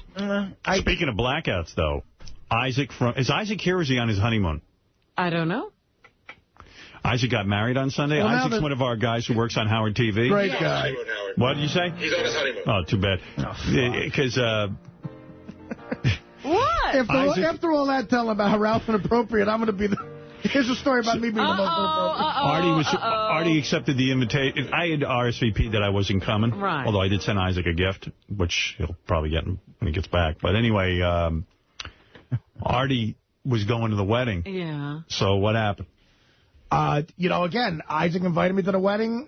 Me and Isaac are friends. I think he's great. I know his wife, his now wife. Susie. They were getting married Sunday, and I went out Friday night, and I slept a day and a half. Get out of here. Hungover. And you slept a day and a half? I woke up Saturday afternoon. And again, this is what happens. If I don't have, like, a woman in my life to take care of me like a little baby, I forget stuff like this. So I totally forgot about the wedding. And I guess I have other friends who were going. All it would have taken is one guy to go, Art, how you getting to the wedding? You want to go together? Like, there was not one call like that. I know Richard went. You know what I mean? It's like, and I'm sitting there, like, in a daze, hungover, reading the sports section. I didn't remember till last night at 10 o'clock. I gander over at my fucking refrigerator, and I see the invitation, and I had a feeling of such horror. Wait a minute. You didn't go to the refrigerator all weekend? I did, but it's like, you know, this is what happens. I put it up. When you hang stuff on a refrigerator, you don't... I put it up a month ago. It became part of the refrigerator. Right. And I totally... I look at it and I go, I didn't go to fucking Isaac's wedding, and I didn't even call... So now, it was too... crap. I heard a rumor, too, Robin, that you bailed on Isaac's wedding a week before the event. He knew that was a possibility. Oh, okay. It was too late. It was too late to call him. It was 10 o'clock last night, so I said, listen, you know, I'm sure people at the show know about this. I'm going to have to deal with it. I sat down and I literally wrote a 3-page apology. You should read that on the air. You want me to? You should make it public. Well, let me Is it boring or is it good? It's me thinking of every self-deprecating, awful thing about myself. I don't read it then. Before he said, no, you know what? If he wants to, I'll give it to him. If he wants to read it, he can read it. But I also, and of course, to put a period at the end of the inappropriate You sentence, have to give a huge gift. I gave more money because I feel so guilty. What'd you give him? I'm not going to say that. If he could read the note and say how much if he wants. But I got it sealed here, marked to him. And guys, I'll say this to when I see you. I'm so sorry, guys. I felt horrible. Because when I did bail, Isaac said, well, Artie's going to be there by himself. Oh, God. Well, no, he's not, actually. By the way, I know I told that assistant of mine to remind me about this. But anyway, I'm not going to... You know, I'm not going to blame him. It's time you went to franklincovey.com, got yourself an appointment book, and started taking responsibility for this shit. You're right. This is what Howard's been preaching all along. I'm telling you, it enables you to become a man. I don't forget about gigs where I'm getting paid, that's for sure. That's true. That's true. You never sleep through those. Isaac's a good guy, and I feel terrible about it, and I'll give him this Magna Carta. Come on! Yeah. Hey, anyway, so... I feel like a little baby. You know what I mean? Like, I'm 39. I forgot to go to a friend's wedding. When are you going to turn 40? It seems like you've been 39 for about 5 years. I'm Jack Benny. You know what's weird? October 11th. The weird part of Isaac's wedding, and this is why we got to get him in here when he comes back from his honeymoon. Where'd he go? I don't even know. I don't know. If you'd been at the wedding, you might have found out. Yeah. You might have known. I feel terrible. So anyway, he had the most random invite list. You know how we always like have trepidation about throwing a party because you have to cut certain people off? Yeah. But it was like I got invited, you got invited. Now, some people were pissed Artie got invited over them because they were like, well, I know Isaac longer. Like, Gary didn't get invited. Gary didn't get an invite? And he even said to me, look, I'm not complaining. I don't want to go to a fucking wedding. But not on the Labor Day weekend. No. Oh, people who get married on Labor Day weekend, you want to take them and smash their head into a fucking wall. You want to smash their head into a wall. Well, that's a whole other rap, but, you know, look, I went to his bachelor party. I did a shot with his best man. I was like, I can't wait for the wedding. It's my bad. Sometimes you drop the ball. I drop the ball. But, you know, Teddy, fuck him. It's his fault. You know, everybody, you know, by the way, over vacation, everyone was like, hey, how come Owen Wilson, you know, tried to kill himself? He's got everything going for him, you know, blah, blah, blah, blah, blah. Like, you know him. Yeah, well, they come to me. Well, finally in the newspaper, they reveal why. What is the, because he really, apparently he was really seriously messed up when he was found. Well, you know, they said stuff that he suffered from depression his whole life, that while, you know, he's the happy-go-lucky guy on film, in his personal life, he's very depressed. Demons. Okay. But I said, that's not a real explanation. Yeah. Something must have set him off. Maybe some people claimed it was Kate Hudson. He broke up with her, whatever it was. I refuse to believe that. Well, I was so curious, and I read a small article in the New York Post today, which, of course, explains everything. What is it? He had just finished collaborating on a film. And where did they film this movie? Where? India. You're saying India's the reason? Absolutely. Didn't you want to kill yourself? I was there. I wouldn't have killed myself once I got out. Yeah, I'm telling you, listen to this. This is, hold on a second. It says, he was around to hype his flick, The Darjeeling Limited, which co-stars Wilson, one of three brothers on a self-awakening tour of India. Oh, I said, okay. He spent a lot of time touring India. There you go. That'll do it. I thought it was because of this, look at that picture of him on the cover of the newspaper. That is not a picture you want to see of yourself. I was so glad. If he saw that in the mirror, maybe that's why he did it. He's one of those guys that Beth thinks is really cute, and I can get really jealous of that. And I know he said, well, he looks like Ellen DeGeneres, and that kind of ruined it for her, but she always thinks he's cute and this and that. Now she sees, I go, you see? He's a mess. I said, he's fucked up. You're lucky you're with me. Well, again, on his, if the newspaper reports are accurate, again, it's like it claims he was dealing with heroin. Yeah. And there's no... Depression, the depression heroin, that comes sound like from, anybody except for the rapid weight gain? Well, yeah, no, I know. The depression that comes from trying to get off that shit and realizing that you now have to live without it. Is so depressing. Well, I'm reading about Owen Wilson all week, and every time I'm reading... I couldn't get enough of that. I mean, no. I don't read the newspapers when I go on vacation. And I saw it on the Internet. I was pulling up everything I could find. Well, every time... Yeah, we love tragedy. Every time I'm reading it, then I turn to Beth and I go, I hope Artie's okay. I know. Well, you know what? That was funny that you... Because when I was talking to you, or, you know, we were leaving each other messages back and forth. Right. The one thing you said was like, yeah, I had Artie at the house. It was good to see he's doing okay. Yeah. It was really nice hanging out with you, though, Artie. No, it was nice. It was a wild time. Yeah, it was fun. It was a complete fun. And, you know, in a weird way, I don't know. Sometimes I feel like people, I don't know, are burdened with me because as when I saw you last, when I left the car. I was really sad when you left. You said to me, it was weird. Like, you said to me, hey, like, you called me back and said, hey, by the way, it was really good to see you, man.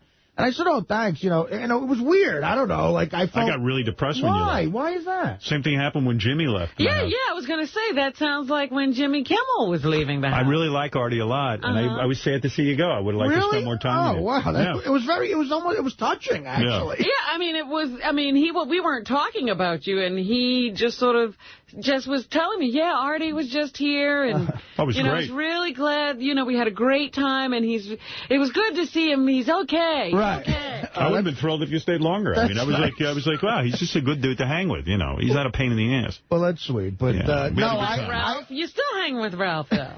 Yeah, I don't know. I got to stop hanging with Ralph. But deep down, again, people ask me about Ralph. I don't think Ralph is deep down a bad guy. It's just not that he's a bad guy. And I don't think that. But it's like, you know what? If a guy who's a friend Right now, I don't like the thought I have in my head about a friend that he consciously kept money away. Yeah. Because, see, but I can't invite him to anything social out there, I've decided, because he really did embarrass me by pissing, like, in front of this beautiful event. Because, you know, this is where I live, and it's like, you know, I don't want that reputation. I hang out with guys who are going to pee all. Like, he could have gone to a fucking bathroom. He didn't have to, you know, come on. Well, it's the perception. Now it's like, oh, you know, if you invite Howard, he has these friends who are kind of out of control. Hey, did anybody read in the paper while we were on vacation that I wear dentures? No. Yeah, no. Did you read that? No, that I read, and it was the oddest story. When did you get dentures? I was fuming fucking mad. Someone found dentures. No, let me... Yeah, where? There was a report in page 6. Richard Johnson, my good buddy. Yeah, exactly. I've learned that. I've always gone out of my way to be nice to the dude and have him on the show and stuff, but I don't know. I mean, this kind of pissed me off. So, when Beth did this cover for Hamptons Magazine, she shot the cover.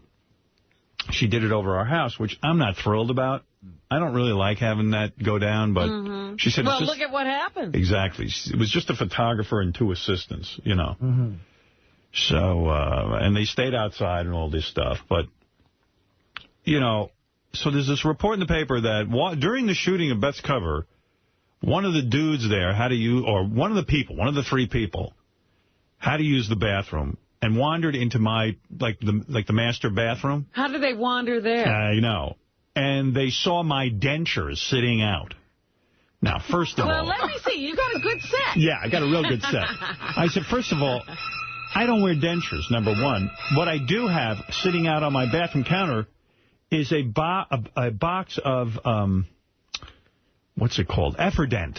Oh, why do you have that? I have that because, remember I told you I sleep with a thing to keep me from grinding my teeth? That you use to not grind your teeth. Yeah, I have a thing that, you know, keeps you from grinding your teeth. It's a piece of plastic, and in order to keep it clean, you have to put it in something, either a hydrogen peroxide or a soak of some sort. Yeah, so I just kind of left it out there, and I, you know, so right away, first of all, the fucker's lying. They didn't see any dentures. I don't fucking wear dentures, but it was just I don't even care about that. It's just creepy that some douchebag who I let into my house has to be a cunt and fucking call Richard Johnson the second he gets there. Not only lie. But that is how creepy those people are. They're creeps. And, you know, I really think, you know, I'd like to know who did it. I said the guy from the Hamptons Magazine ought to fire all 3 of them until one of them comes forward to help the other 2 out.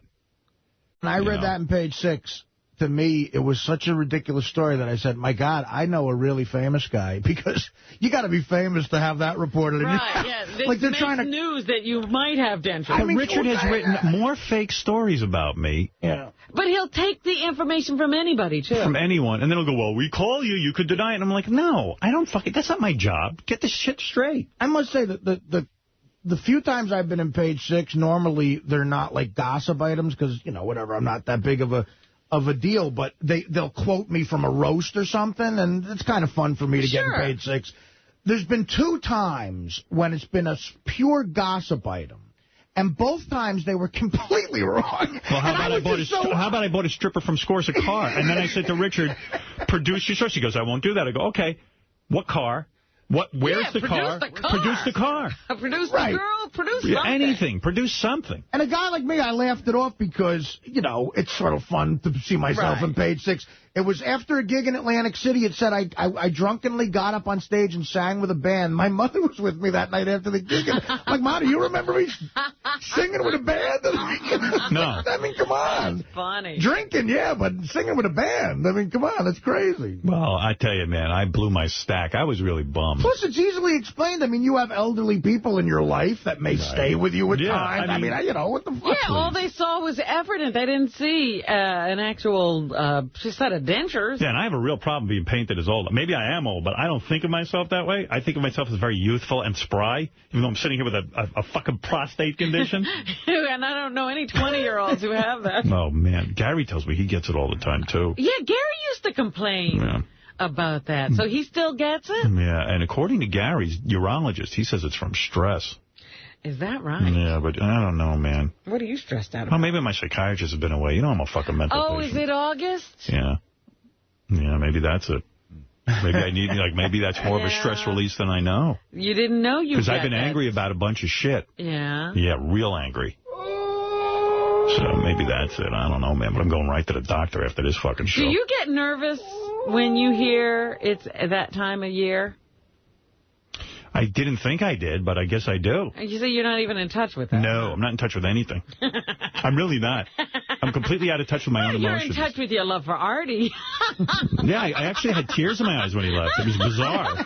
I felt like an asshole. I got a grip on myself real quick after that. You know what's weird? It's funny you're saying that because I noticed that. Yeah, I was so sad to see you go. He had tears. You noticed tears? I was sad to see you go. No, I did not notice tears. I noticed that he went out of his way to say it was good to see you. And, in a very, friendly sort of way. Was there any touching? Almost a concerned way. I'll give him a hand job. No, like a concerned way. Yeah, I am concerned about him, actually. I mean, because everybody wants to be concerned. Yeah. But, Artie, you do burden people. You know that. Yes, I know I burden. You and Ralph have a lot in common. Well, I realize that, but I actually had a great experience over the week. Hey, wait, before you get to that, though, hold that thought, because Isaac's on the phone. No big deal. Isaac's on the phone from his honeymoon?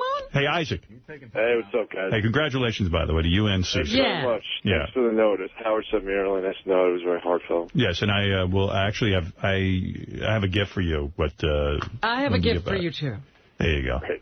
Anyway, your guest list was kind of random. It was like weird, like Artie, me, Robin. Was Fred invited?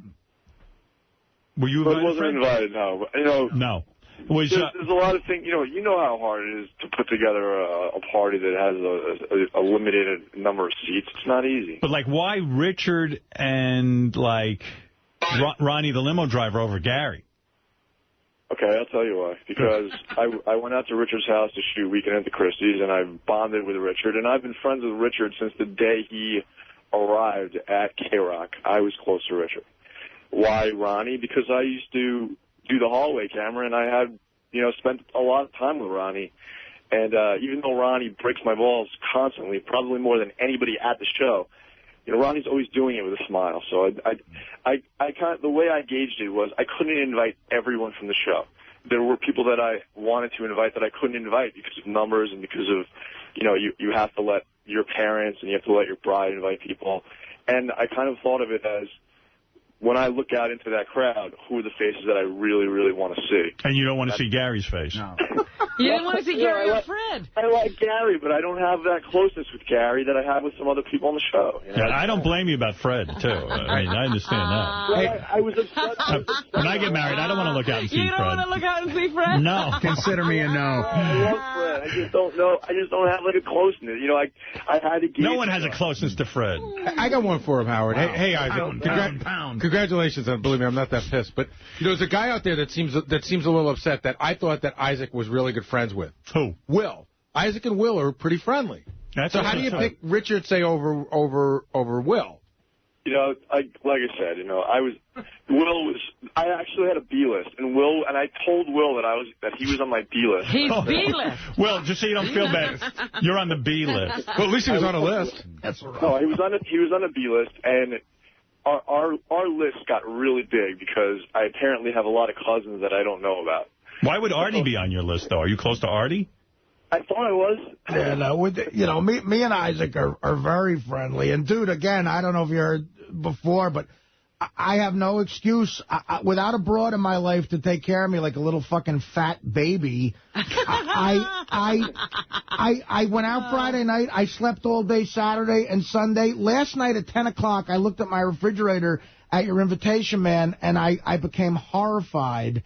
And I realized no one called me. No one even said... Well, my invitation was on your refrigerator, and you didn't see it for 2 days? I don't believe that. Well, that's what I said. He had to go to the refrigerator. No, it became sort of part of the scenery. Yeah, it became like part of the refrigerator. Yeah. And I, because it was up there for so long, but I mean, I have no excuse. I literally... That's bad. No one called... What do you have an assistant for? Well, listen, I guarantee I told that Teddy little motherfucker to remind me about it because You're going to fire his ass? Or you... I just would have liked... I would have liked to have seen... You would have had a great time. Isaac, you know what's sad? A B-lister could have taken his place. That's right. Like Will. Of course, And Will's a B-lister. Isaac, I am so sorry, man. I wrote you a 3-page apology. and I have a check for you, and I don't know what to say, man. I'm sorry. I'm sorry to Susan. I know how women... Susan's a piece of ass. She's hot. I was just looking at a picture of her. Too. She got nice titties. Oh, stop it. Thank you very much. much. That's his wife now you're Big deal. About. You did well. You know, I'm happy when a guy tells me my wife would have nice titties. Isaac's wife is a very talented line producer. As a matter of fact, we interviewed her she worked on the Chappelle Look at her show. titties in that picture. Yeah. And we interviewed Isaac's wife to line produce Beer League. Isaac, is that her wedding dress that I'm seeing with the pink sash around it? Or is that like that's her wedding dress. Boy, with the titties like that, huh? Pretty revealing. Yeah, she got into really good shape for the wedding. She's always been great. I mean, she's amazing. I definitely scored out of my league. She wear a bikini or a one piece? She wears a bikini. She doesn't really go to she doesn't really like the sun though, so she stays out of the sun. So she's got a flat, hard stomach? She's in amazing shape right now. She does have a flat stomach. She's got a great body. And those are real titties? Good breast to stomach ratio. And that's real boobies? Those are real boobs. Nice.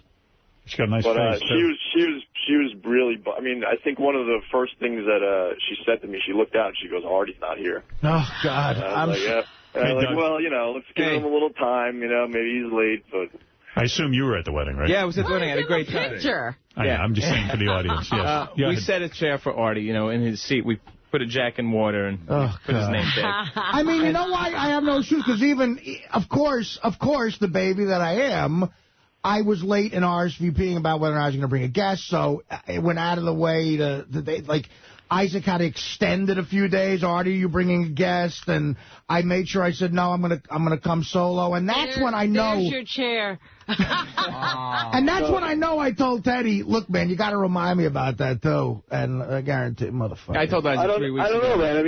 I mean, everybody had all this trouble RSVPing, but Howard did everything right. I know. Well, Howard just says no right away. How did he do everything right? He says no right away. Hey, because he's better not than going you. anywhere. It's better than Robin, who gives you a yes, sort of, and then a no. You know, I mean, he says, I can't not fucking go. say no. Isaac, how long ago did I tell you that Artie was definitely not coming to your wedding, even though we RSVP'd yet? Doug predicted this thing. Why would you think that? The guy just look, I'm right. And I know, but have I done this in the past? Well, I don't know if you want to get into that. But I did? Sort of. When? It was a shoot. Oh, well. Yeah, sort of. But that was a work. Sort of, right, sort of. Yeah, I'm also concerned about Artie sleeping for a day and a half. What did you do on Friday night? I played. He hibernates like a bear. You know what I think did? He eats an enormous meal and and then goes into a cave somewhere. Friday night, there's these guys I play poker with every once in a while, and they're sort of high rollers, even for me a little bit. And I sort of really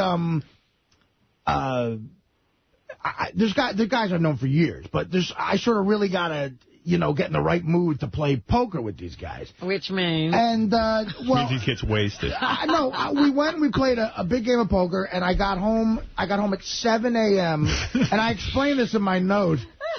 I got home at 7 a.m. on Saturday morning. The wedding was on Sunday. So I went out Friday. We played this, 18-hour poker game. How much did you lose? I actually won... we have to $8,100. Really? I won $8,100. Impressive. But this is the same game I lost $38,000 years ago. Remember? So you're down. Still. And I got home at 7 a.m. Saturday, and I had a nice big breakfast. And I went to sleep, and aside from getting up to take a leak, I didn't wake up again until 5:30 p.m. on Sunday. Wow. Oh So I slept for like a bear. 32 hours. And well, you should see him in my house. He was like the whole... You didn't know if Artie was coming out of that I said, room, what if Artie died? I couldn't open the door. As a matter of fact, I was so afraid that I was going to just keep continuing sleeping at hours. Ed, you're on the air. Go ahead, and then we'll get to Richard. Yes, Ed. Hey, I think Artie's back on heroin. I don't think so. He's missing the wedding. He's carrying lots of cash with him. Who carries all that cash with him? Well, when you're going to play poker, what are you talking about? All right, let's go to... like the cash I gave to Ralph. $300 out in the Hamptons. The world is not exactly your oyster, Ralph. Yeah, Mike, you're on the air in Toronto. Yeah, it's Paul. I just wanted to go back to the the thing about Ralph asking you for cookies. What was that all about? Pack my bag and throw some cookies in there. Well, we had these delicious homemade cookies. And, Unbelievable. He was all angry that not only did he have to go back to Jersey City, but that he missed the cookies that were going to be for lunch. He's still thinking about the cookies. Yeah. Well, where's the manners, too? He just calls and says, do it. Yeah, well, that's why he gets this thing about being entitled. Now, where did he go in California? Because well, Sam Simon and him had a falling out, so he's glomming off John Stamos. So he took the Stamos invitation. He went to Stamos' house. Stamos went to Burning Man out in California. And left Ralph the house for the weekend. Wow. Yeah. So he goes, I'm glad Stamos was kind of got the place to myself. Oh, my goodness. I'm thinking of the week Ralph had last week. And, again, my great week ended. Yeah. When I got on the helicopter. Right. This was just beginning. He had other plans. What do you want to say, Richard? Back to the Artie sleeping thing. We took a nap together on the Rescue Me set in his trailer. And this assistant girl, I felt so bad for her. She had to wake him up from his nap. Yeah. And he was, out of it. She was like, Artie. Yeah, and Langford's there with a microphone recording it all. And he looked so funny when he woke up. He just stared and looked around like he had just been born or something. Really, I'm sure, like a crazy kind of sleeper. On that point, I'm so depressed. But I got back from this card game. I had won a little money. I was a little hungover. I had cold pizza that was left over in my refrigerator and 2 Cokes. Ugh. And then I slept for 34 hours. Me and Doug were talking at the wedding. I don't even think that's possible. We wanted to guess, I'm sure Artie is giving Isaac a ridiculous amount of money because he didn't make the wedding. He's throwing money at him. Isaac, tell me how much. Isaac's gone already. I didn't mean to hang up on him. Yeah, I mean, there's a reason that Isaac had a wedding on a Sunday on a holiday weekend in the morning. Because, they had low budget. Yeah. So one seat was a big deal. I know. And what'd you give him? I'm not saying. That's up to Isaac if he wants to. But the one thing I will say to Isaac, I said, please, just don't waste your time arguing with me. Give me over under $3 grand. Is it 4 figures? Is it over $3 grand or under? Is it 4 figures? Yes, it's 4 figures. Okay. Right. Is it over or under 3? Oh, jeez. I'm not getting into that. Because you might have gone completely berserk with guilt. That's the other thing. You go completely berserk. Because I know his wife is wonderful, but I don't really know her. So it's like, I guarantee you, the note that I wrote, I just tried to think of every awful way to insult myself. And then at the end, I said, look, I'm sure this figure is inappropriate, but please, what else would you expect at this point? I have no other way to make up. Yeah, and again, this is you can see why I... Artie's insane with money because, I'm a pretty good tipper. I really am.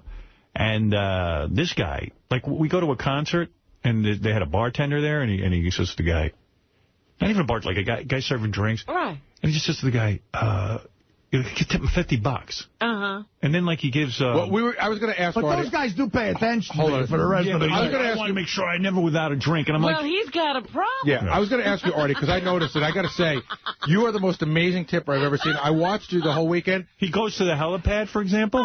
Some guy takes his bag out of Artie's car and puts it on the helicopter. Artie gives him $100.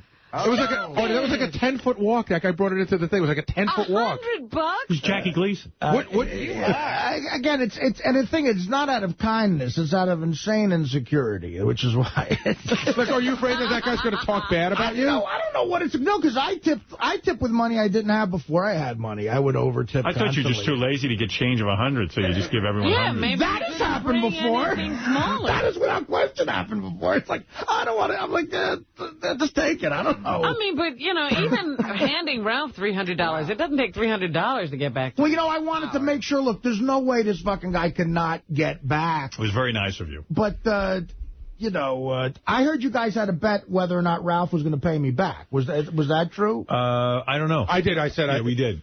You were the only one that said he would pay back. Ross and I both said he wouldn't pay back. And now he's going to pay back because he will pay back. Well, now you've embarrassed him. Right, but he will. But he wouldn't have paid back had it been left. Now, you have no radio show. So he never paid you back. Right. And not yet. As of now, but I'm sure you're right, Howard. I'm sure he'll pay me back eventually. Now, did he ever pay you that bet you Although actually he didn't. And I was up in the air. And I was out on the air just the same way. Dominic Barber, you're on the air. Yeah, I don't think he should feel bad asking about the wedding, because when my daughter got married, Robin never told us whether she was or wasn't coming right to the wedding date. It's terrible. Hey, did Robin bring a weird 13-year-old girl to your wedding? No. And Howard... I asked that. I had a guest. You wanted me at your wedding. I think you asked me like the day before. It was like a day or two before. Oh, my God. No, really. You're still carrying on about It's just funny. It's just odd behavior.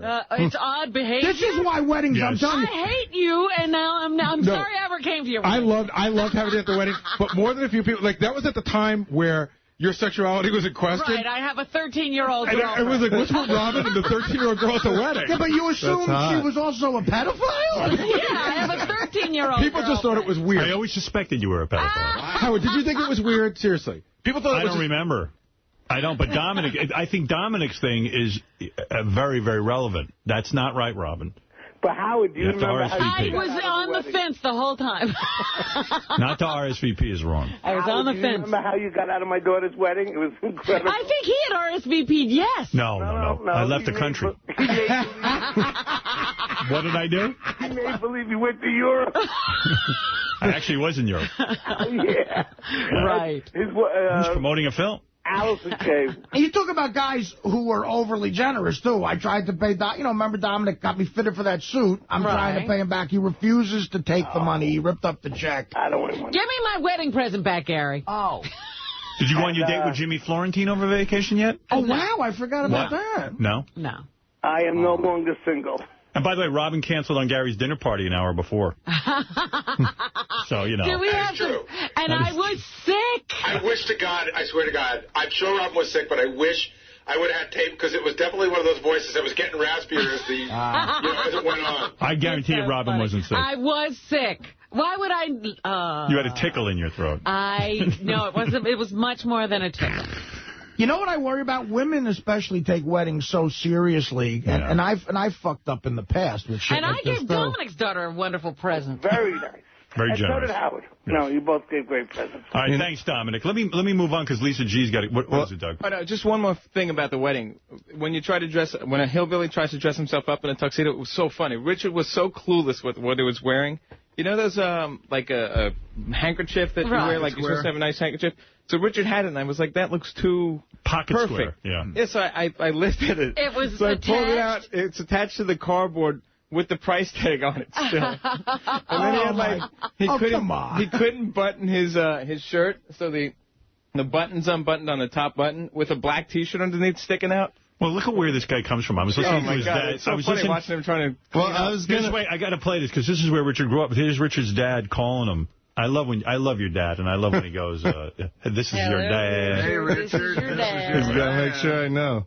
Oh, Rich, this is your dad. We're home now. I just got in.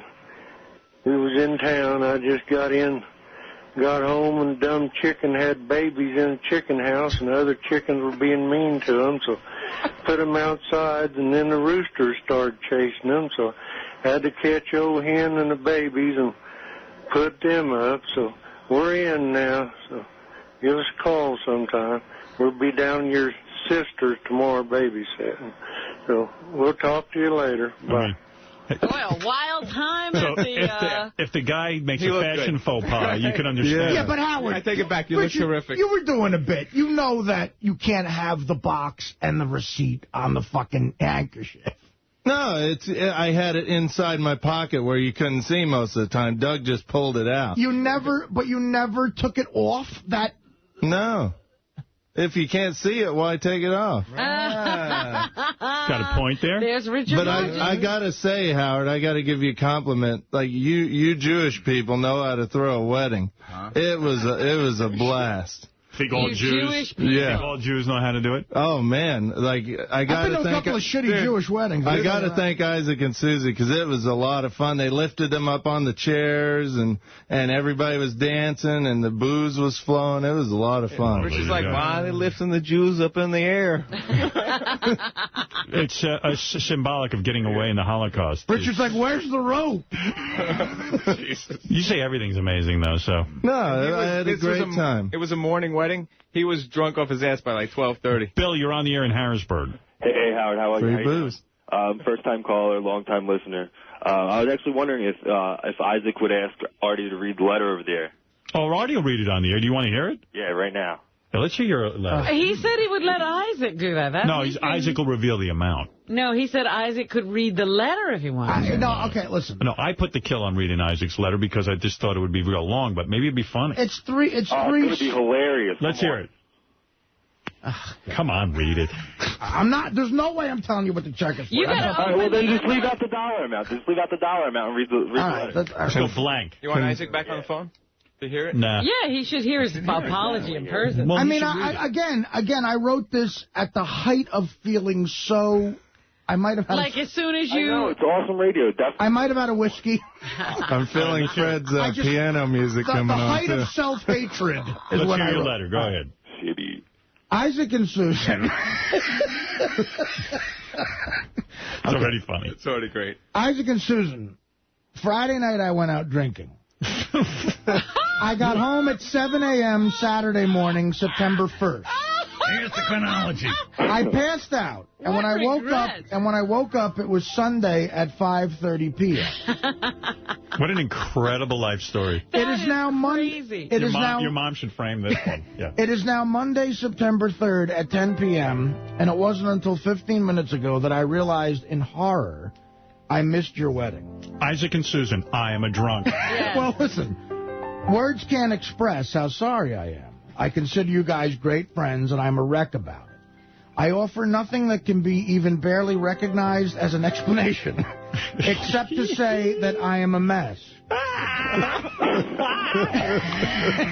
I've actually, believe it or not, done this before. Without a woman in my life to take care of me. This is like the speech in The Godfather. Listen to this, without a woman. What are you bringing that up? Without a woman in my life to take care of me, like an obese, whining, selfish. Is this for real? Pompous. That's in the letter. Pretentious ass baby. My life becomes a thick forest of bullshit and chaos. Good Lord, Artie. Not that you should care.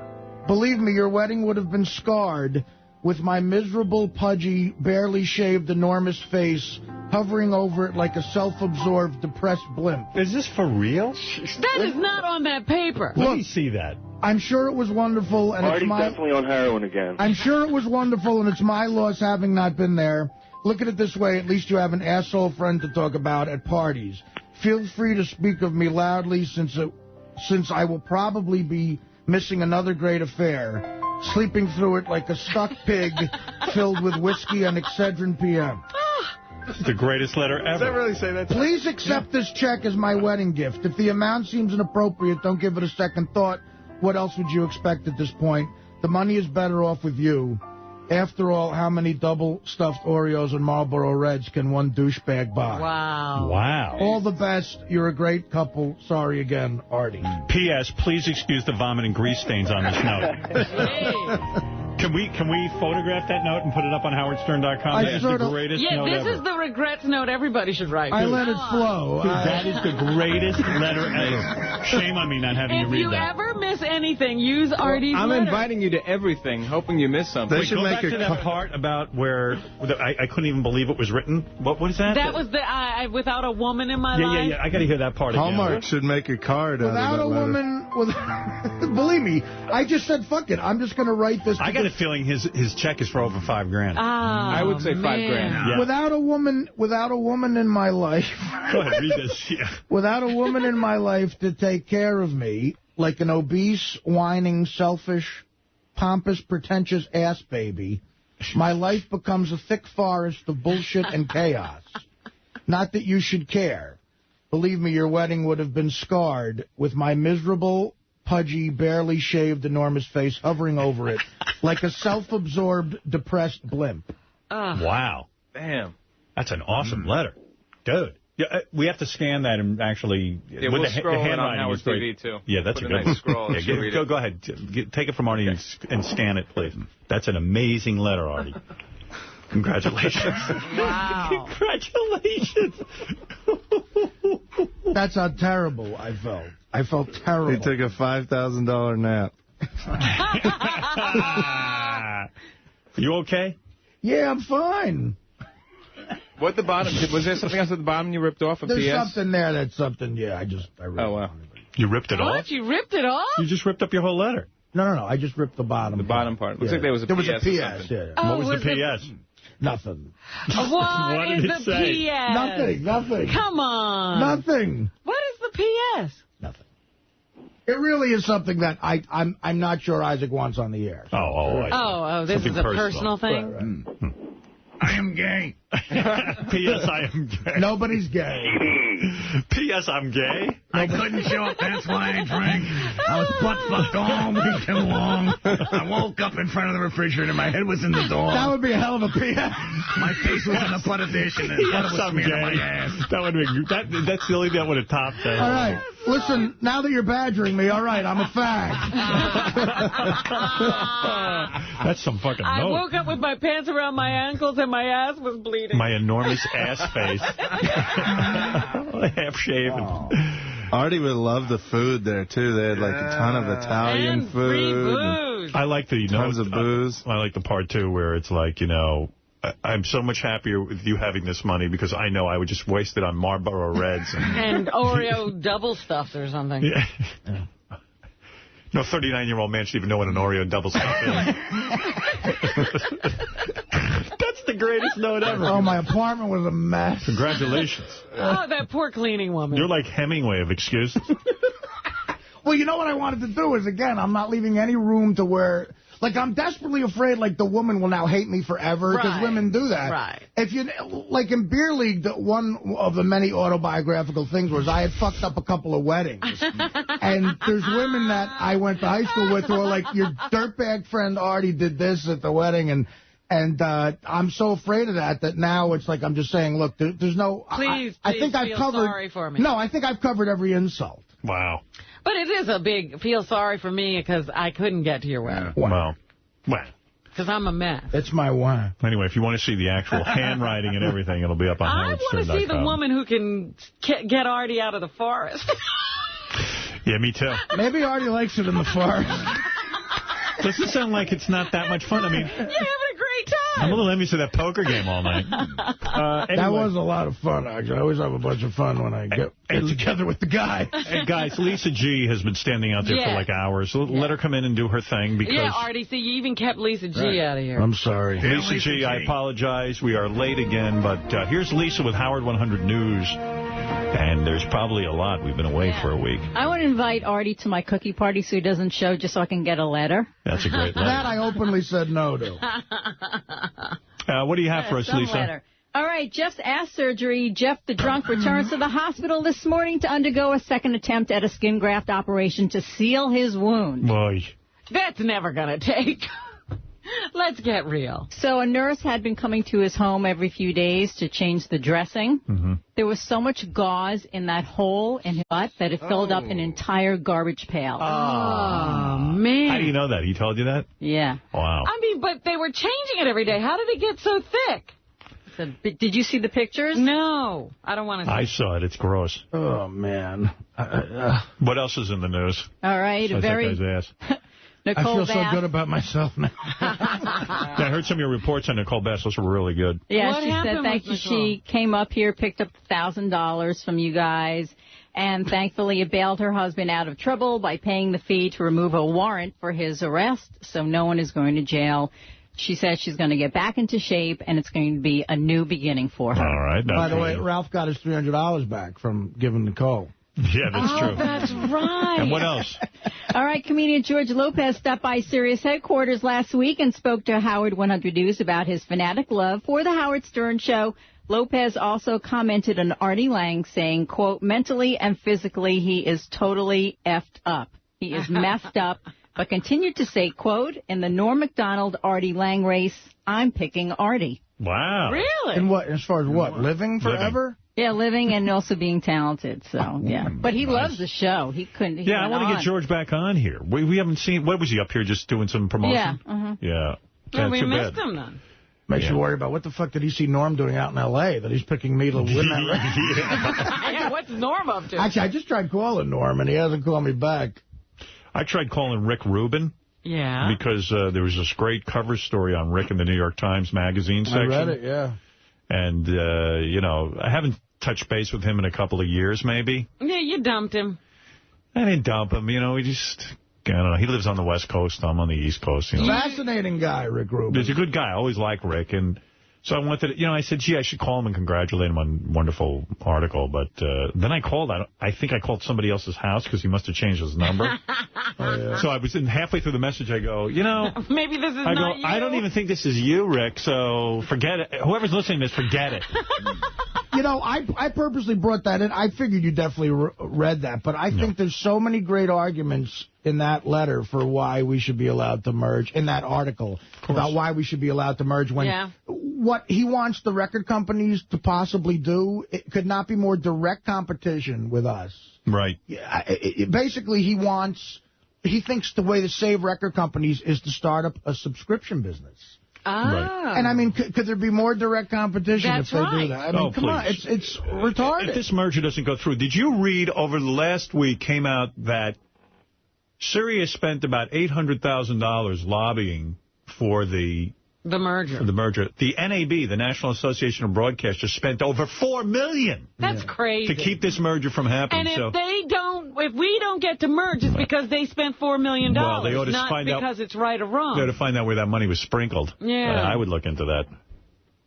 What can I tell you? Anything else, Lisa? That's it. We'll see you all day. Thanks, Lisa G. I'm so sick of politicians. Howard 100 News. There she goes. Also in the article, Rick Rubin, praised as a genius all over the article, was in his car listening to satellite radio. That's right. That's where he got the idea. I'm sure. Absolutely. Okay. I got a ton of stuff to get to, but I guess I should take a break. We got to listen to... what is now that infamous tape of Miss Teen USA, which I had to watch 5,000 times. It's the greatest. What's that? Oh, good. That too. I haven't heard it either. Oh, great. Okay. I got some exciting stuff for you right after these words. Okay. All right, baby. God, there's so many things to play. I don't even know where to start. Like, I was just listening to this. This came in. This is really good. Let's fuck some hard. Let's fuck some hard. Ronnie singing Let's Fuck Some Horse to the Price is Right thing. Oh, my goodness. Let's fuck some hard. Let's fuck some hard. Let's see what this one is. I haven't even heard this. So enthusiastic. Yeah.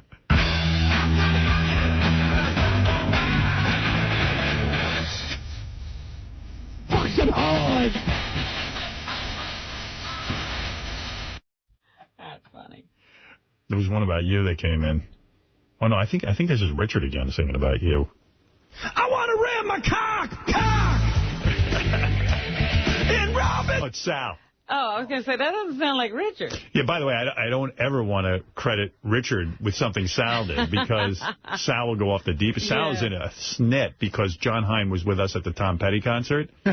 He's out of his even though you had nothing to do with him being there. His beef was that I invited John Hine to the Tom Petty concert and not him. I explained to him I didn't even know John was going to be there. Right. Gary invited him, and he's still out in the hall bitching about it, and here's the tape to prove it. I'll be the first one to tell you that night at Lakeland... Wait, wrong tape. Here we go. Who gives a shit about Tom Petty? I'm saying the gesture would have been nice, that's all. You know, you make a nice gesture. Everybody works together. You say, hey, you know, we're going over here. Come on out.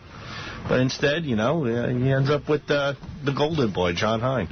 Because it's very, very difficult to say 4 highlights of the show every day. You know, I could see how, you know, John Hine should get the pat on the back for that.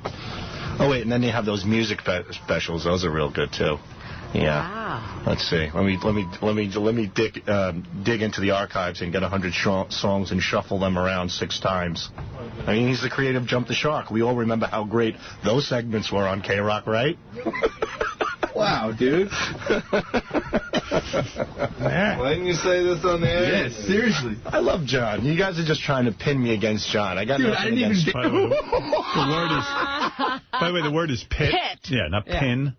You guys are trying to pin me against John Hine. Yeah, well, he uses it a couple of times. Hey, you and all. I never questioned John's integrity in the workplace here. Come on. His what? Integrity in the workplace. Is that what you call it? No, I love John. I think John does a great job. He does a great job hosting the wrap-up show. You know, if you're trying to pin me against John, it's not going to happen. I admire what John does. I'm just saying that, you know, if Howard invites one person from the second tier, you should invite a couple, you know, invite the whole crew. But apparently Howard didn't invite John. Gary did. So I'm actually glad it wasn't Howard. I'm glad it was Gary, because I wouldn't be seen 100 feet from that fucking monstrous lip piece of garbage, Gary Delabate. Fuck him, too. Wow. Now get out of my office. You're both making me sick to my stomach. Evidently, Gary and Sal got in a fight on the wrap-up show. Oh, really? Yeah. This is one big soap opera, this whole channel. Gary and Sal were fighting. I don't know if you heard it before. No, I didn't. This is about, to me, whenever we do an extended stand-up show, where like we did in Tampa, like, you know, Gary will come down and do a few minutes, Richard, Sal, you know, all of us on the show. There's really, really a lot of insane competition as to who does well on stage, and I think those tensions boil over here. That's what this is about. Yeah. I'll be the first one to tell you that night in Lakeland was a rough night for everyone. The only person that could walk off that stage with their head held high was Richard Christie. Absolutely. Everybody else will absolutely admit that was a rough night. Gary, Sal did good. Richard did great. He did good because he fell off the stage. Sal almost killed himself. I didn't do good because I fell off the stage. That was the No, you did good because every joke had the N-word in it. No, and you were in Lakeland. Gary, can I ever get a word out without you just fucking totally annihilating me? Why don't you just take out a gun and shoot me and get it over with? I can't get a fucking word in with your fucking gargantuan lips just covering my fucking face and just suffocating me. You're boring. Jesus Christ. You bore me. I'm boring. Yes. You, a guy who could bring a fucking show to a screeching halt 10 to 15 times a day minimum, you're calling me boring. How come it's not the How come I can't come in here? How come it's not the wrap-up show with John and Sal? How come I can't express myself without saying one word without you just totally attacking me? It generally starts with you telling me why I'm wrong. No, I didn't see. You're defensive. All these years of getting battered by Howard, you think now all of a sudden when somebody comes up with an opinion... What was the first thing you said to me when you walked in just now? I said, you said Sal was good because he fell off the stage. And I said, that was the grand finale. But I did well that night. I held my own. I wasn't booed off the stage. Nobody said you like were. You. Nobody said you were booed off the stage. Okay, and then you read it. You're only funny because of the We don't know whether you were booed off the stage. You fell off an asshole. Do I do N-words on my roast? Do I? 5 of them in a row? I'll tell you what. Why do you just keep attacking me? I'll make you do it right now. I got nothing against you, dude. But no matter what I say, let me talk and I'll tell you. You are the end-all. You are Mr. Know-It-all. Let me tell you something right now. I think all that fucking chocolate has gotten to your fucking brain. I'll put $500 on the table. I'll dare you to make an audience laugh, and you can't make any racist or homophobic jokes. I've done that plenty of times. Let's see it. First of all, I'm not here to make anybody laugh. I came in... and an excellent job you're doing. So then Sal was so angry, he goes back to his studio and then records this. Like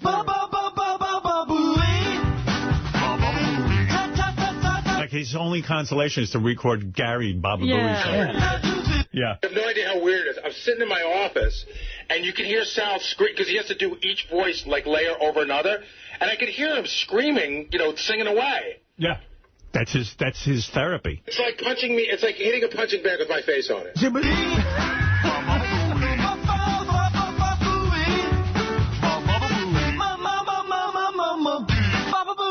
Baba Booey.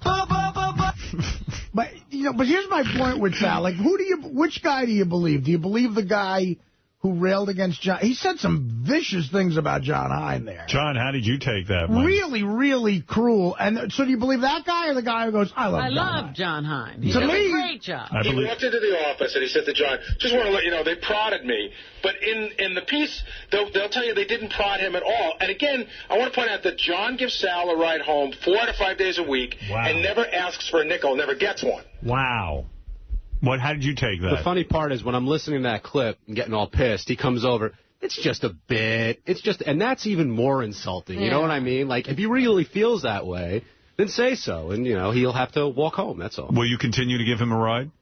Yeah, but maybe I'll leave him off in Queens or something like that and make him fine. But he said some real, like, he's talking about your segments in K-Rock. That's really that's going back pretty far, man. I don't know. Listen to me. Oh, you've never said a bad word about anybody. Well, I copped to it, though. So you're completely... So I did the same thing. You know what? There's something on the show called honesty. If I'm a little angry about something, I express my opinion. What was the honesty? No, I know John's a good guy. We get along, but because I express something, God forbid. But when I'm called a retard and a racist and a pedophile, I can fucking go in the back and keep my mouth shut. I could deal with it, man. Dude, but when I say it, look at all of a sudden, now I'm the backstabbing scumbag. This guy gives you a ride 4 times I fucking offer him money and offer him lunch and everything else, too. Stop getting candy-coated with this horse shit from that fucking crew back there, Howard. What's with the tan, dude? I was in Marco Island with my family this weekend. The wife? Yeah. How'd that go? No action, like anything else. Oh, you went away for a week? On a vacation? Well, I can't afford 2 rooms, so I got one. The kids were sleeping next to me. I tried to slip a finger one night, and my 4-year-old got up with the school bus banging it over my head, so nothing happened. Jesus. Who called you a pedophile? What are you talking about? You know what I'm saying? I'm just exaggerating. I'm just saying that, hey, in the forum of the show, the way this show works is that we rib each other. Do I really hate John Hein? Of course not. Come on, though. You tacked everything. You said his segments bombed. Listen to the way you were saying it. That's how I get under his skin, of course. Well, why are you getting under his skin? What did he do wrong? The thing is that... What did he do to you? Why did you let that... concert? Why did you let us pin you against... Sal firmly believes that you invited me out to that concert. And you're I'm still the new guy here, so you bypassed everybody else in having me come. I mean, am I right? Sal and I haven't even talked about this. Is that accurate? Howard, I said to you... All right, get out of here, Sal. If you want to invite this fucking guy, invite him. I'm not crying to you about it. And by the way, I will invite him. I don't give a fuck about any pecking order. I think that's a good idea. I like him better than you. Fine, go ahead. Suck his cock for all I can. I trust the fucking guy. You're crazy. Oh, you don't trust me? No. All right, that's nice. I would never trust you in my house. That's ridiculous. You're a really sick, twisted man. I'm not a guy who goes around smelling Mutt's daughter's panties. See, that's all right. You know what? I could deal with that. I'm not going to cry like a little baby and put all these little conspiracies together like all you people do. I have nothing against John Hein. I gave the guy a couple of ribs. So what? I said he comes on the air and says 4 highlights of the day. Is that so fucking difficult? Well, today, Howard, we're going to talk about why Sal was pissed off at Howard for not going to the Hamptons.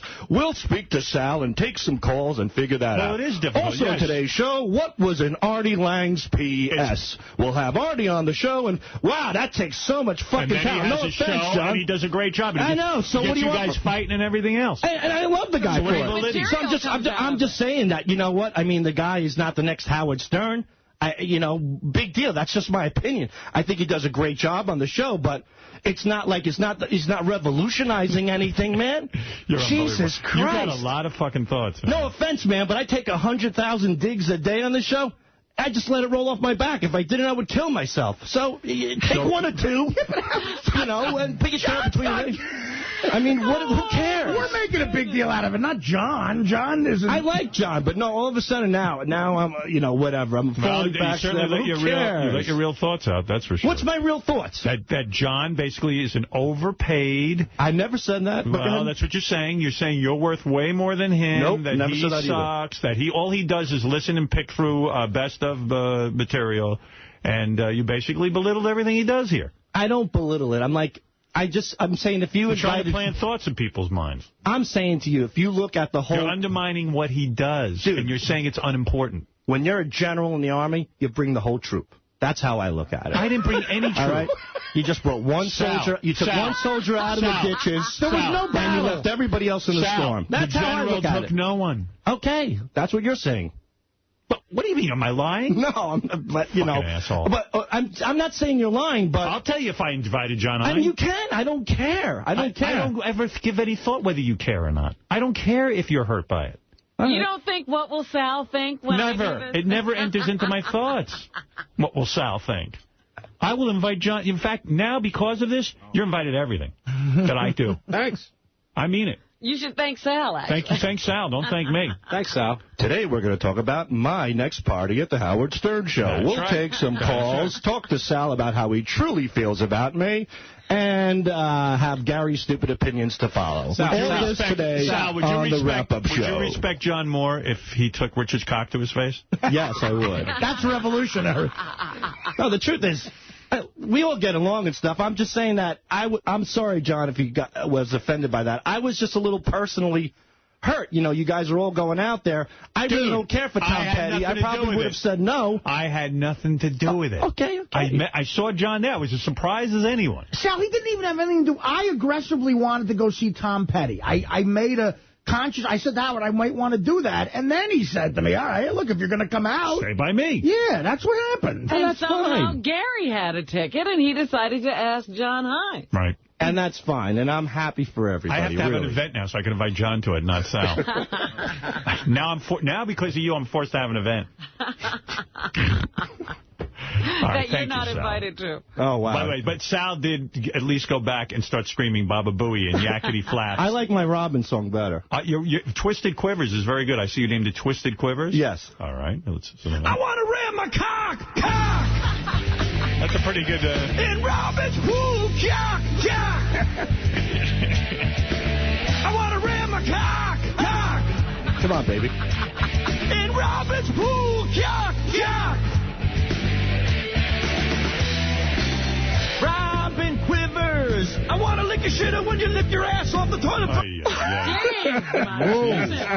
really like that, huh? All right, good for you, Sal. John's not impressed. You certainly earned your living. That's hard work, Sal. Thank you, John. Nice job. Let's talk about that on the wrap-up show. Thank you. All right, now, there's plenty to get to. Jeez. Can't we all just get along? No. Not at all. Why did I bring this in?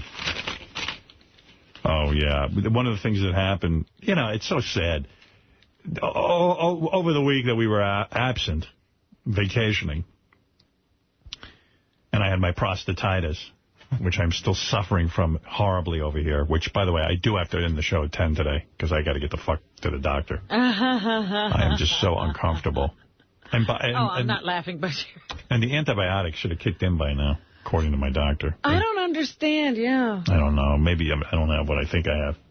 Well, what could it be? I don't know, but I can't take much more of whatever the fuck this is. I can't. Fucking can't even sleep with it. Just, it's relentless. I mean, I'm a good person. Sometimes when you have those things, you go, well, it's not going to kill me. It's got to get better. I don't deserve this. I'm a wonderful man. It's not a punishment from God, I don't think. I think this one is. I must have done something. It's going to be one easy trip. It'll be fine. Yeah. Is he going to have to give you the finger again? Yeah. Oh. Up my asshole. Ooh. With a fingered. You only want to go through that once a year. Oh, maybe that's what stimulated it. Got some bad juice out of it. Yeah, maybe the prostate isn't supposed to be touched by a man's hand, and maybe that aggravates it. Right. You ever think of that? I was fine until I fucking went and got my prostate examined. God damn. I don't know. Can't even get laid with this thing. It hurts. Well, you said you I did it anyway. Fuck it. soldiered through. I got a young woman at home. She needs to be... Look, I need to remind her that I'm spry. Look, she has needs. People ask me different things about you, and I go, look, the one thing I know for sure, Howard's no homo. Right. That's one thing you can bank on. Yes. I don't even know myself that well, but that I know. You're sure about this one thing. I came downstairs with Ralph and Artie hot tub. I said, well, one thing I know, I was banging a chick while you guys were mowing it up. I remember hot tub. 53 years old, I still have to brag. That'll never go away. No. Who cares? Cheers.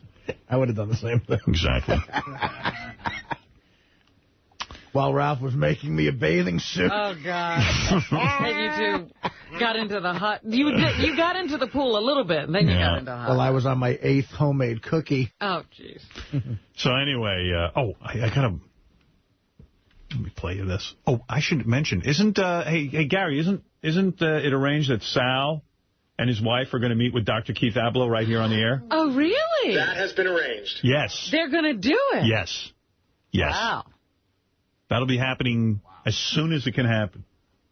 So Sal now has your doctor, Artie. Yeah. Now I have to. Now it's going to be awkward for me to see the doctor I stopped calling. This is the clip I was telling you about. You want to have a good time. Listen to this. This has been all over the Internet, and I imagine most people have... This is from the Miss Teen USA? Miss Teen USA. These chicks are really good looking, too. They're really, really good looking, but Jesus Christ, if this isn't the funniest friggin' clip ever, it's all over the Internet.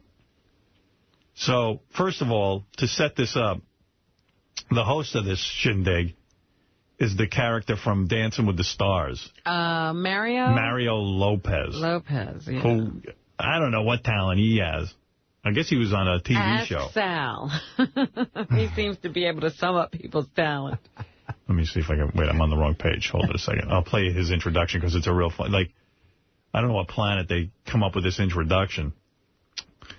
And it's on the Jerry Lewis page, which is the telethon, which I got to play you. The banter between Ed McMahon and Jerry is downright dumbfounding. Yeah, what must it sound like now? It's the dumbest thing you ever heard, but... But they're both so old. Do they even know where they are? Oh, it's just great. All right, so here's Miss Teen USA, South Carolina. Miss South Carolina. She's one of the contestants. And first, Mario is introduced. This is a great clip. This is his introduction, the host of the show.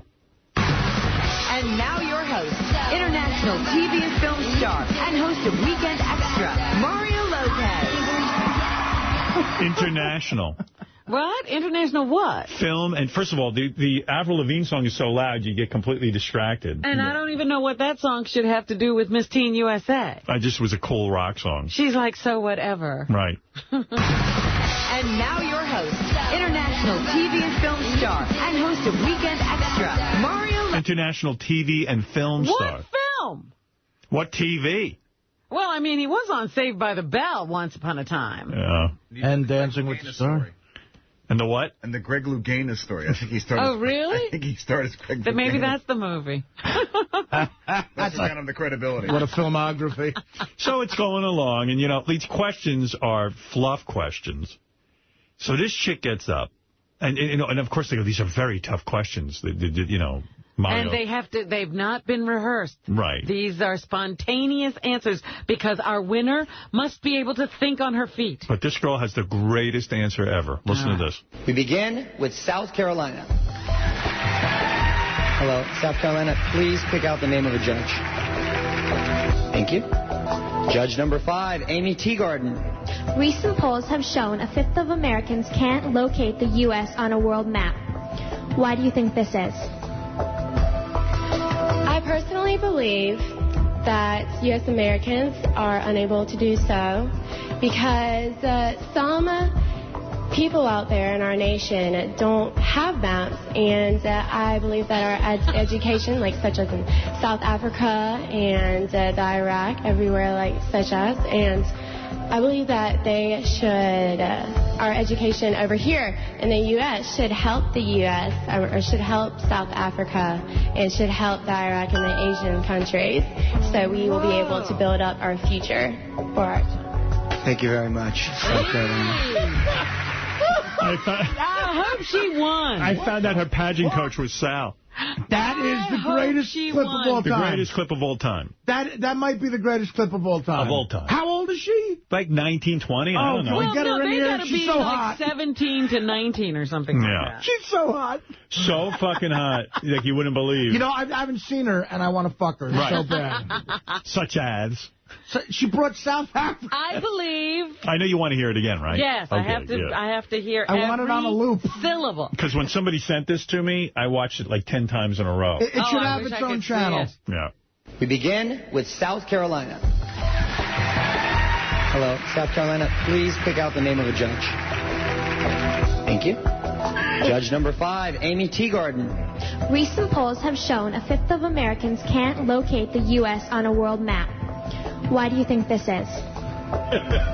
We're idiots. I personally believe that U.S. Americans are unable to do so because some people out there in our nation don't have maps, and I believe that our education, like such as in South Africa and Iraq, everywhere like such as, I believe that they should, our education over here in the U.S. should help the U.S. or should help South Africa and should help the Iraq and the Asian countries, so we will be able to build up our future for our children. Thank you very much, South Carolina. Mario Lopez, if you see the clip, is like... What is his face look like? He's holding back the laughter. I mean, you know, he's a big dummy, too, but he couldn't believe it. But he knows she's dumber than he is. Yeah, he can at least get a sentence out. Oh. Here's someone dumber than me. Yeah. Meanwhile, as dumb as she is, we still can't get in her pants. Oh, forget it. That's the thing. Oh, I don't know. You got to be able to get in her pants. If you can talk to her. The first 3 words were U.S. Americans. It sounds like somebody said to her, listen, mention South Africa, a future for our children. Well, yes, that's what exactly happened. Is that what happened? Like, say this is a personal belief. First of all, you start out by saying it's a personal belief, and then say for our children. Yeah. I would have, you can answer that question so easy. It's not a hard question. You just say, I don't think it's that we're stupid. I think sometimes we get caught up in our own world, and, we don't think about the outside countries, and it's unfortunate. Maybe through education we can even get better in this. Sure, maybe even if you want to get bold and go, listen, maybe at the basic level our education system is failing. I'm trying to figure out... First of all, she says the Iraq, or the Iraq. The Iraq and the Asian. And the Asian. Countries. Yeah, and I'm trying to figure out what the hell she was trying to say. Like, does she think South Africa's part of this country? Yeah, I think she got confused even as to what the question was at a certain point. She has ADD. Obviously, her attention span is not that long. And so she completely forgot the question, because then she started bringing up South Africa, the Iraq, and the Asian countries. Well, she went on, like, Good Morning, the Today Show. She went on the Today Show. And they to explain this? Yeah, I haven't heard this clip. I'm kind of curious. That's the first time you've seen that, isn't it? Yes, actually, that is the first time I have seen that, and I'm nervous just sitting here right now on national television again. I know. And it was the first time, actually, you had been on national television. Yes, and here you were competing, and it was just one of those moments when you were asked this question. I'm sure everything came at you at once. Yes, everything did come at me at once. I was overwhelmed, and I made a mistake. Everybody makes a mistake. I'm human. At what point, Caitlin, during the answer, did you start to think to yourself, is this making any sense? Right when that question was asked to me, I was in complete shock, and I was just overwhelmed that I seriously think I only heard about 1 or 2 words of the actual question itself. And you just kind of drew a blank? Yes, I drew a blank. I misunderstood. I made a mistake. No, you're an idiot. Trust me. No, it's my exact explanation for missing Isaac's wedding. Maybe most of us don't have maps. Why couldn't she just get on and go, you know what, I'm really hot, but I'm an idiot. I came to this contest to win on my looks. Yeah, I didn't know I would have to talk about shit. I got nice titties.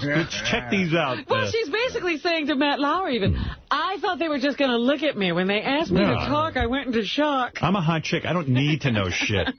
There's only 2 Nobody's ever asked me to know anything. There's only 2 answers I know. Yes, you can fuck me, and no, you can't fuck me. Right. I want to ram my cock! Cock! All right. Wow. Cock. Yeah, like the other chicks did okay. I mean, like, here's a typical, I mean, they're not great answers, but at least they were coherent. At least they made sense. Yeah, this is Miss North Carolina. Not South Carolina, North Carolina. Next, North Carolina. North Carolina, please pick the name out. Judge number 2, Joey Lawrence. Wow. Well, what was the biggest risk you've ever taken in your life, and what did you learn from that experience? I have to say the biggest risk I've ever taken was when I went to Canada and I went snowboarding. It's not like the mountains of North Carolina at all. It's pretty hard work. So that was definitely a big risk for me going down there. That was very hard. Definitely a risk. Would have been cool. She goes, Thank you very much. I'm from North Carolina, and the biggest risk I ever took was, I did this black guy in high school, and when my daddy, if he ever found out, he would have blown my fucking head off. But I did this guy anyway. I took every inch of him in me, and multiple times, and Daddy never did find out. but that is one hell of a risk. Now, where do I get my prize? See, if Mario Lopez if Joey Lawrence had announced a fucking humor in his body, he would have went, what the fuck did Miss South Carolina just say? But they can't insult the girl. Her biggest risk in life That would have been his last time hosting. Her biggest risk in life was snowboarding. Yeah, in Canada. First of all, she's in pretty good shape. I saw her. Snowboarding be a huge risk for Artie, not her. That's a risk, honey. Yeah. I'm looking at a life that has had no adversity in it here. Yeah, that's her biggest risk. Wow. Anyway, I was going to tell you that, when we were away, it was announced that Katie Couric, the anchor woman, of course, of CBS News now, is going to Iraq to find out the real answers. Oh, thank goodness. Yeah. I mean, it's so pathetic. It's about time somebody got to the bottom of this. This is a woman. She's a mother of children. Her husband died of cancer. And, really, going to Iraq is not the safest thing, although, believe me, they'll have her squired away. She'll be in, Iraq, New Jersey. She'll never see Iraq. Right. But, part of me right away thought, well, CBS is hoping that if she dies, they can replace her and be over this debacle that is the news now. Don't say that. Well, whoa, I'll say it. And I'm thinking it. But if that's not the case, it is such a pathetic attempt to sell the public on Katie Couric. I mean, does anyone look at that move and go, don't they just say to themselves, this is the most pathetic attempt by corporate America to sell us Katie? It's acts of desperation. It does. I mean, first of all, everyone knows Katie's not going to do shit over in Iraq. She's not going to ask any tough questions that any other journalist at CBS couldn't. That was, Dan Rather's thing. Yeah. And Dan Rather was like a guy with a history of doing this shit. But that's what I'm saying. That was his thing. Yeah. And now they're going to just sit her somewhere. So she's going to go over and interview the general dude over there, whoever the new general is. Petraeus or something? Yeah, Petraeus. Well, this is what I was trying to say before. I need your counseling on something. Go ahead. So you going to Iraq? Over Thanksgiving week, a guy who puts together these comedy tours posed a question to me about maybe going and actually on Thanksgiving Eve and on Thanksgiving performing for the troops in Baghdad. And it's not a definite, but I think I'm going to say yes. Why not? Why are you asking Howard? That would be my advice. Absolutely go do it. I'm not afraid of any terrorists. Go ahead. You bet. Isn't that a great place to go? Absolutely. I mean, I can't think of a better Thanksgiving than being over in Iraq. It's so boring sitting around with the turkey and all that. I don't know. Actually, it is for me. I don't know. I think I'm going to go. Wow. Good for you. Iraq or the Jersey Shore. Okay. All right. He may never see that house completed. No, I'm a pussy, and I admire our troops for being brave enough to fight in a war. But I got to tell you something that's very admirable. I can't think of a more uncomfortable thing to do. But I think I'd rather go to India. Really? I don't know. It's just I feel like, and again, I really what if think you oversleep? If I had a wife what if you agree to do it? I'd go. But what if you oversleep and miss the whole trip? That's right. You could sleep for 36 hours while you're there. Got to think about that letter. No, but first of all, it's not a definite yet. He's trying to put something together. I guess there's more security concerns that have been. They need entertainment. I figure that he's going to get it and together. I'll tell you what. Do you think they'll allow it because you're on a controversial show and you also work kind of dirty? Oh, that's true. That's I was turned down. It's in its infancy right now, this whole thing. I was asked if I'd be interested, and I thought about it, and do other blue comics get to go? I've seen, you know what, I'm trying to think now. I've seen guys in the, Drew Carey works blue, I think he went. Yeah, but he probably knows. But it's the TV image. Yeah, he probably knows how to work clean, too. Yeah, no, I mean, I could work clean as well. I mean, I have a TV set that I could do if they need me to do that. But the guy said we would not. We'd watch, it would be like, a fucking bunch of soldiers in their 20s. They'd want a midnight show, and it's funny that the guys can't have somebody talk dirty to them, but they'll bring a girl out who's almost naked. Yeah, right. That I don't think that would be an issue. As a matter of fact, you thought of me just for the opposite reason. And there are a lot of people who have to okay this, but I officially told them, yeah, I'd go. Wow. But also in those Muslim countries, see, sometimes it's nuts. You're the man. But wait a minute, Artie. You can't necessarily do American humor, because some Muslim might be hanging around in the room. Well, listen, Robin, I'll be briefed on everything. I will not risk getting shot. If a guy tells me not to say this, I won't say that. Okay, but I don't want to risk anybody's security over there, obviously. But well, it sounds like a big adventure, Artie. And, good for you. Good for you. I honestly must say, though, if I had a wife and kids, I do not think I would do that. Right. But, all right, here he goes, blaming the women again. No. I'm just saying. Maybe time to get married. Well, he had a nice girl, right, and he blew it. Maybe I'll meet a broad over there. By the way, Artie's apology letter is up on howardstern.com right now. All right. So if you don't believe that it was really an apology. Hey, if you need to apologize, just copy Artie's letter. I've heard that the show has a lot of fans that are soldiers. And they can't hear it because nobody will let all right, so I got to move on. satellite over there. So remember before we went on vacation, there was a dude who wanted to come on the show real bad. He wrote me a letter, and he said he'd be willing to do anything. So I called him up, and I said, well, if you want to come on the show, you got to do something wild. He goes, like what? And I go, well, you got to take your mom and give her a bikini wax right here on the air. Yes, I remember this. Spread her open and wax your mom, and wax your mom's pubes off. So he goes, okay. I go, well, don't you have to check with your mom? He goes, yeah. So anyway, here he is talking to his mom. This is him over vacation. He taped it? He taped it. And the mom was kind enough to give us permission and everything. So here it is. This is a guy asking his mom if he can wax her on our show.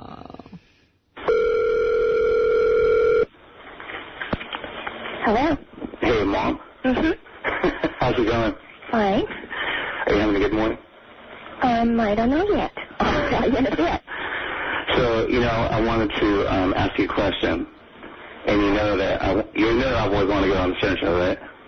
I do know that you've always wanted to go on the Stern Show. So they told me that if you agreed to do something, that they would let me and you come on the show. That if I agreed to do something. Yeah. Uh-huh. So, basically, we got to go out there, and I need to wax you.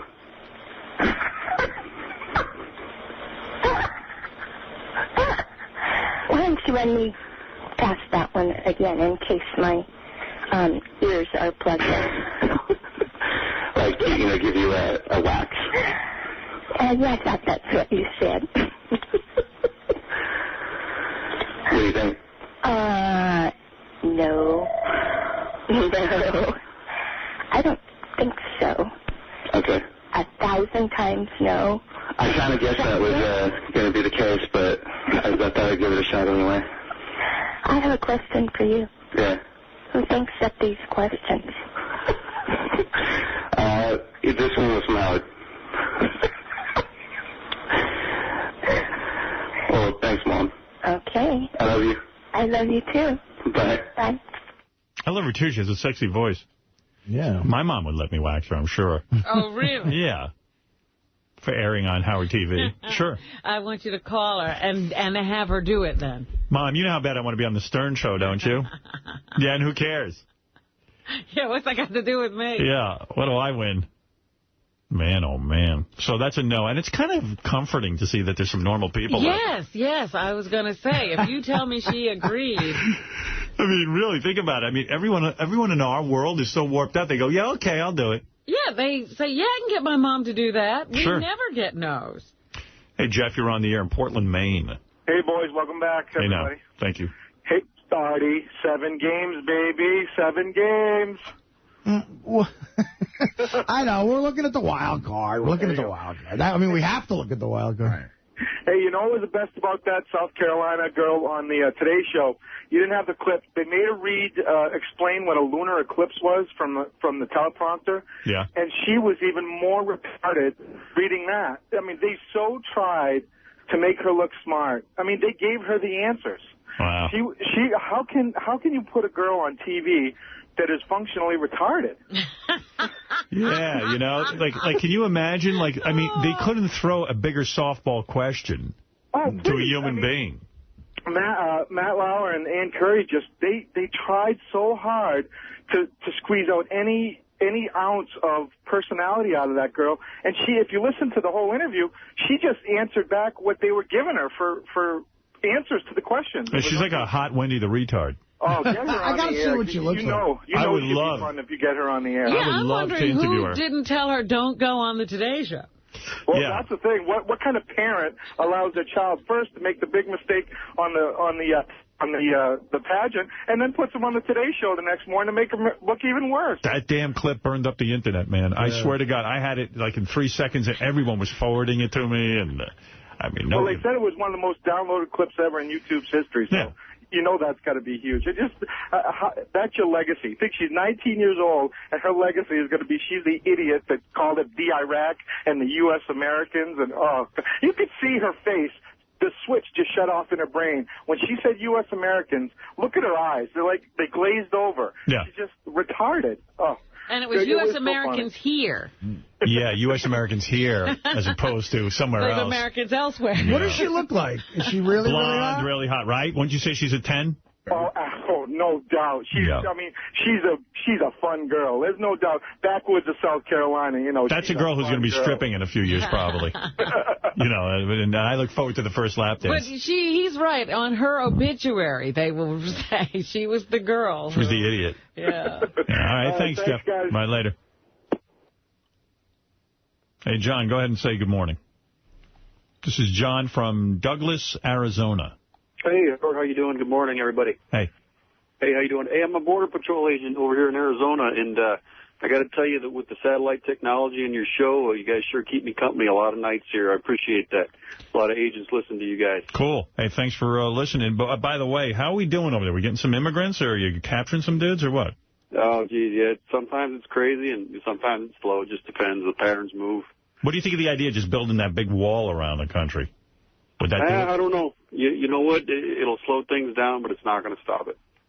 And what do you think about, like, maybe having the National Guard if we ever, you know, get out of the Iraq War and we have budget and stuff for that? What about those guys just, you know, helping you guys out and just standing around waiting for, like, you know, dudes who are hopping over the border? Well, I think it's a good idea what they're doing right now. We just got them manning our cameras and listening to radios for us. But the enforcement part should probably keep the agents doing that. Was it cool? Like, are you allowed to shoot those guys when they come over the border? No. Well, no. You're not?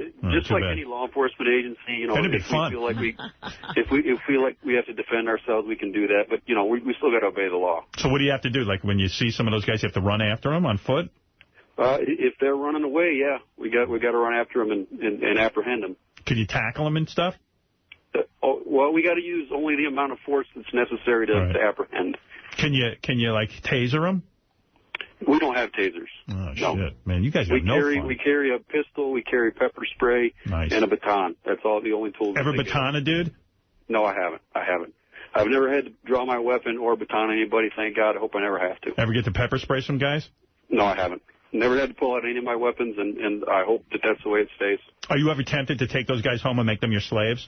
No, absolutely not. That would be me. I'd be like, you know. should see his house. It's immaculate. I'd be like, I'm going to grab 2 of these guys and just fucking put them to work in my house. I'm always reading those stories about people who bring over people and keep them as slaves. Yeah. I'm like, how can you do that? I know. I'm trying to work that. It happens, and those are the guys that we really like to get a hold of. Stupid me. I'm paying people and, you know, even paying their taxes. But, I mean, really, in this day and age, could you really? Sure you could. No, you're enlightened enough to realize that's wrong. Hey, officer, when you're working the border, do you ever see, like, hot chicks trying to get over the border? Oh, yeah. Like someone must be good-looking.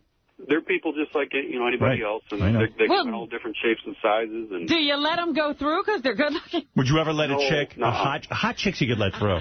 Like, if you saw like someone who looked like Jennifer Lopez coming through, I would let them through. I would be their agent. What are you talking about? I would date them. I wouldn't have a job very much longer if I did that. That'd be cool. Like, hey, why don't you take care of the kid right now? Yeah. Look, either you could stay there in Mexico or you could take care of the kid. Nice delivery. Well, yeah, it sounds pretty cool. So you're getting the problem under control, or is there just no control in it? Well, you know, we're adding a lot more agents on. Our budget's increasing, so I think it'll get a little bit more manageable as time goes on. How many of them can you catch a week? Oh, geez, I mean, it just depends. You know, sometimes they try and bonsai us. You know, they try and bring a whole bunch of them at once, and sometimes nothing goes on for days. I'm fucking real. But there's used to be nights where we'd catch 500, 600 a shift. Wow. You know, nice and, work. That's busy in the work. old days, it was even more than that.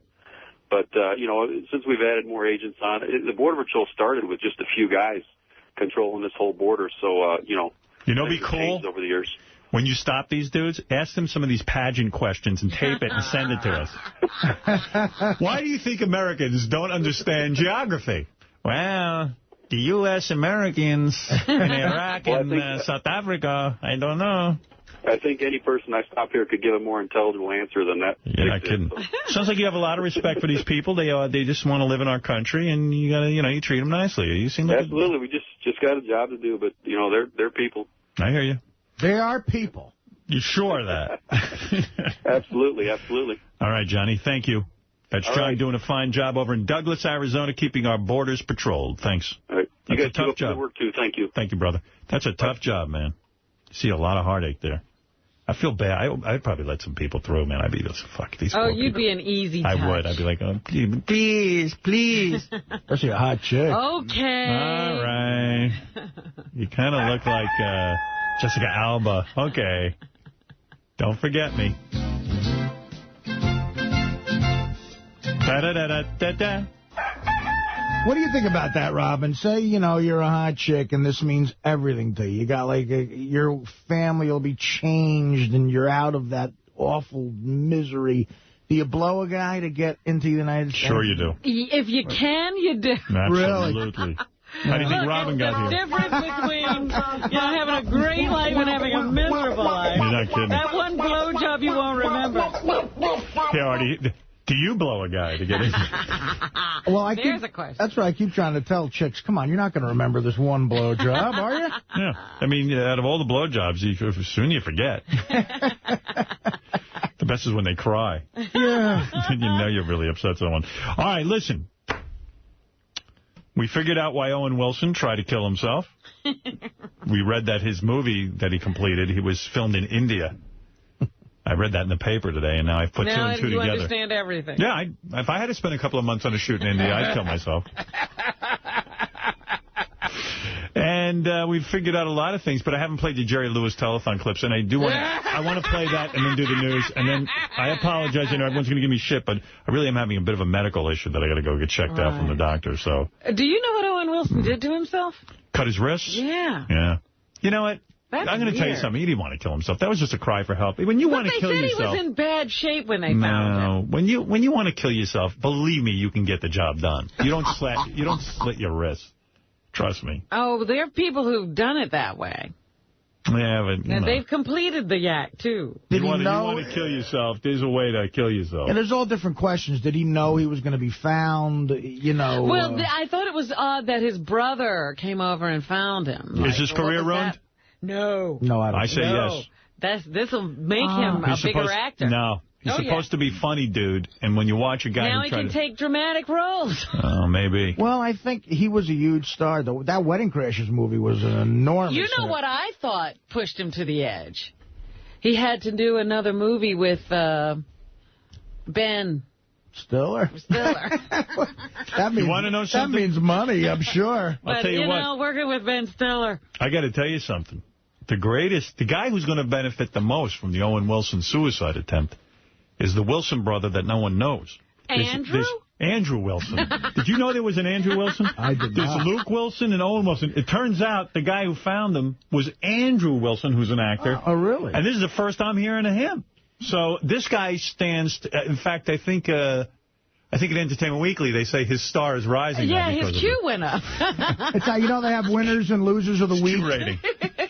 He's under the winners of the week. Winner of the week.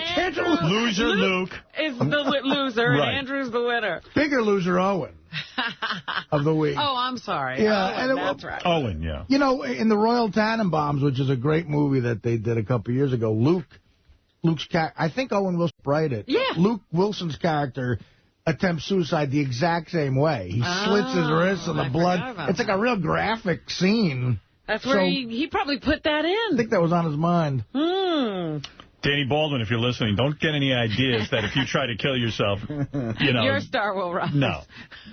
But you could help Steven. Well, I'm sitting here all bummed out because A, my prostate's killing me. B, it hasn't been cured by these antibiotics. And C, like, I know I'm getting examined today, and I'm feeling like maybe I got one in the chamber, but I can't really shit. And I know that finger's going to go in my ass, and he's going to pull out a plum. Is it right after the show? Yeah. That's why you got to rush out? Yeah, I got to get it right out of here. You got to, you know what? What do? You got to try to... I'm going to try to evacuate. Yeah, can you take a laxative or something? Oh, that won't work now. It's going to make it worse. Oh, fuck. Hope I shit within the next hour, but I won't because I'm under too much pressure when I do the show. You I never need to be relaxed. You never get a good shit when you need, though. And then you really mess up because then it'll be right there.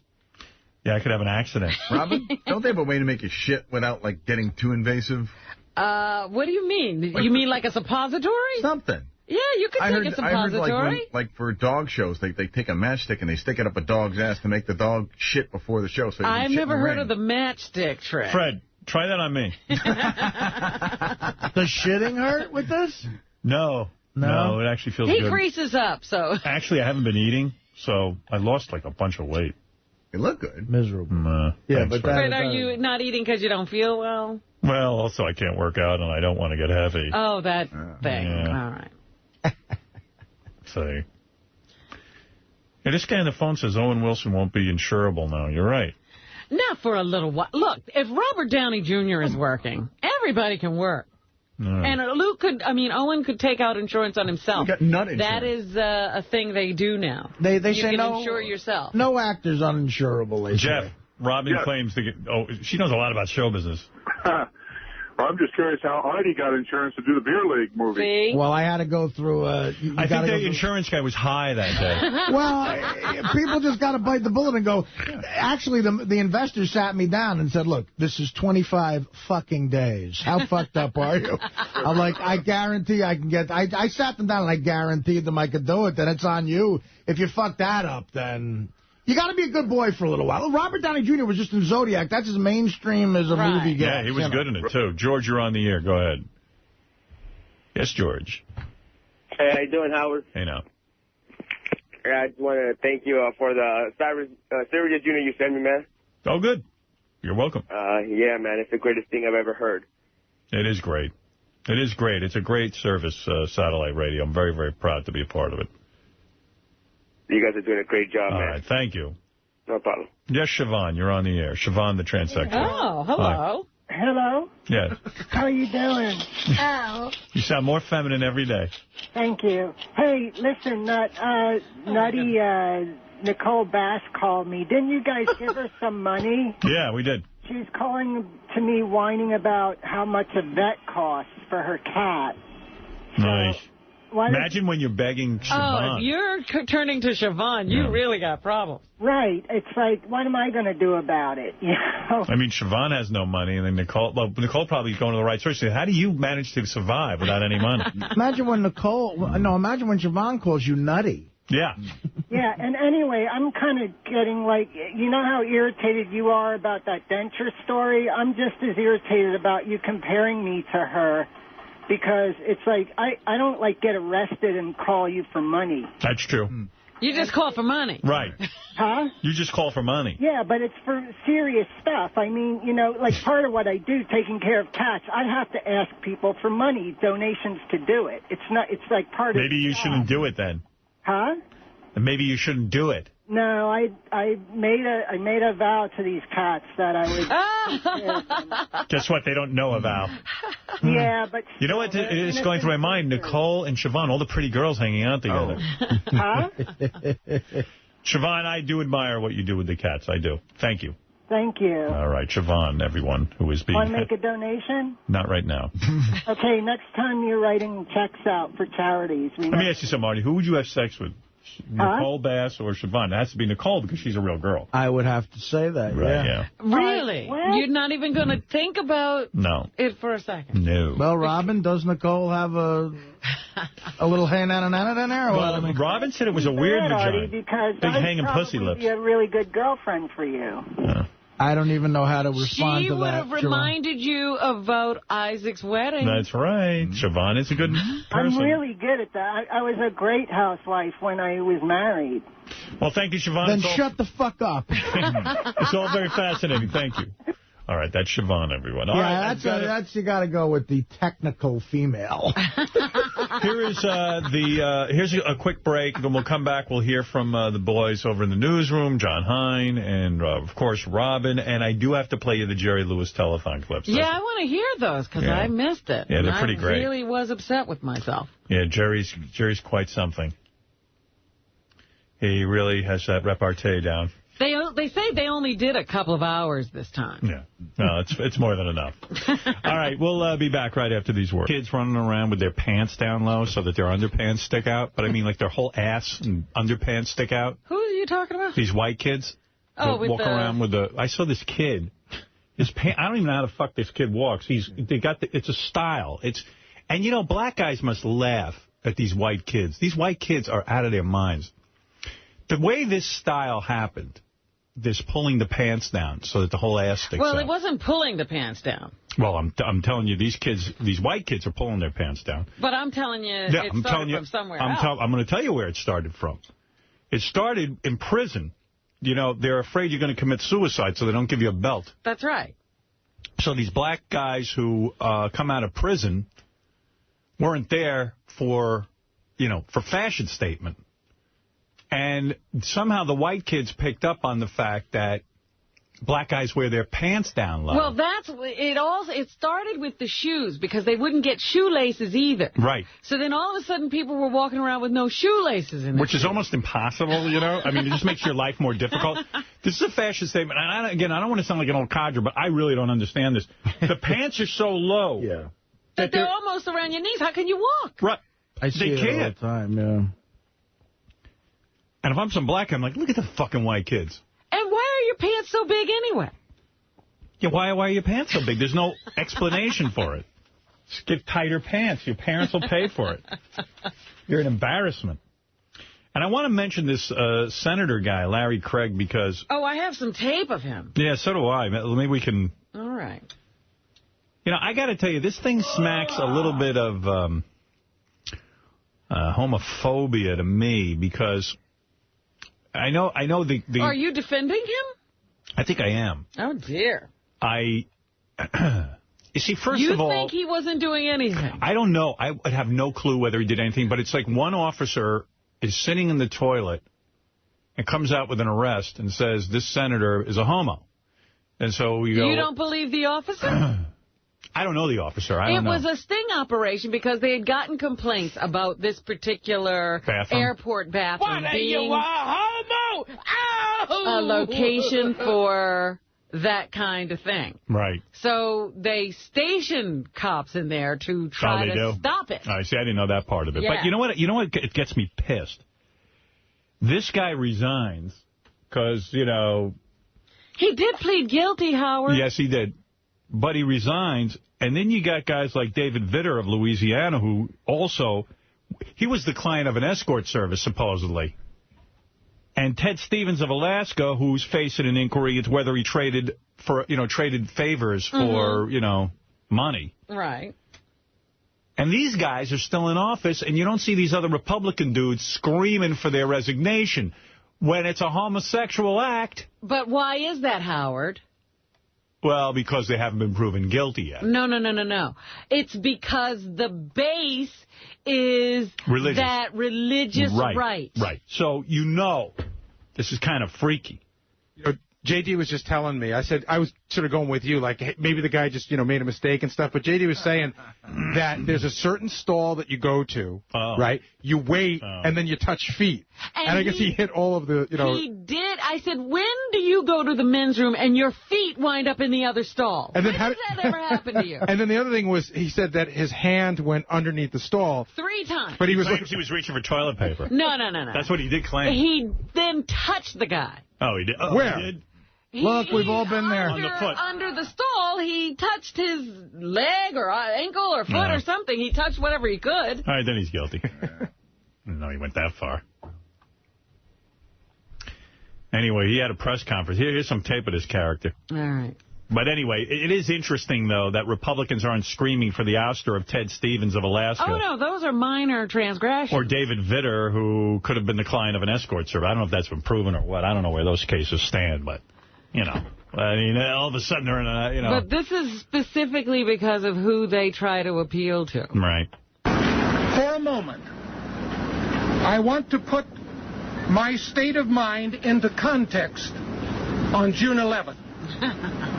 For 8 months leading up to June 11th, my family and I have been relentlessly and viciously harassed. He does sound a little gay. He's got a high feminine voice. And this Viciously.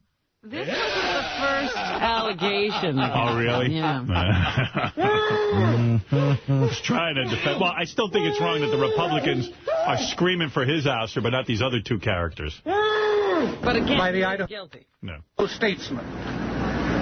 If you saw the article today, you know why.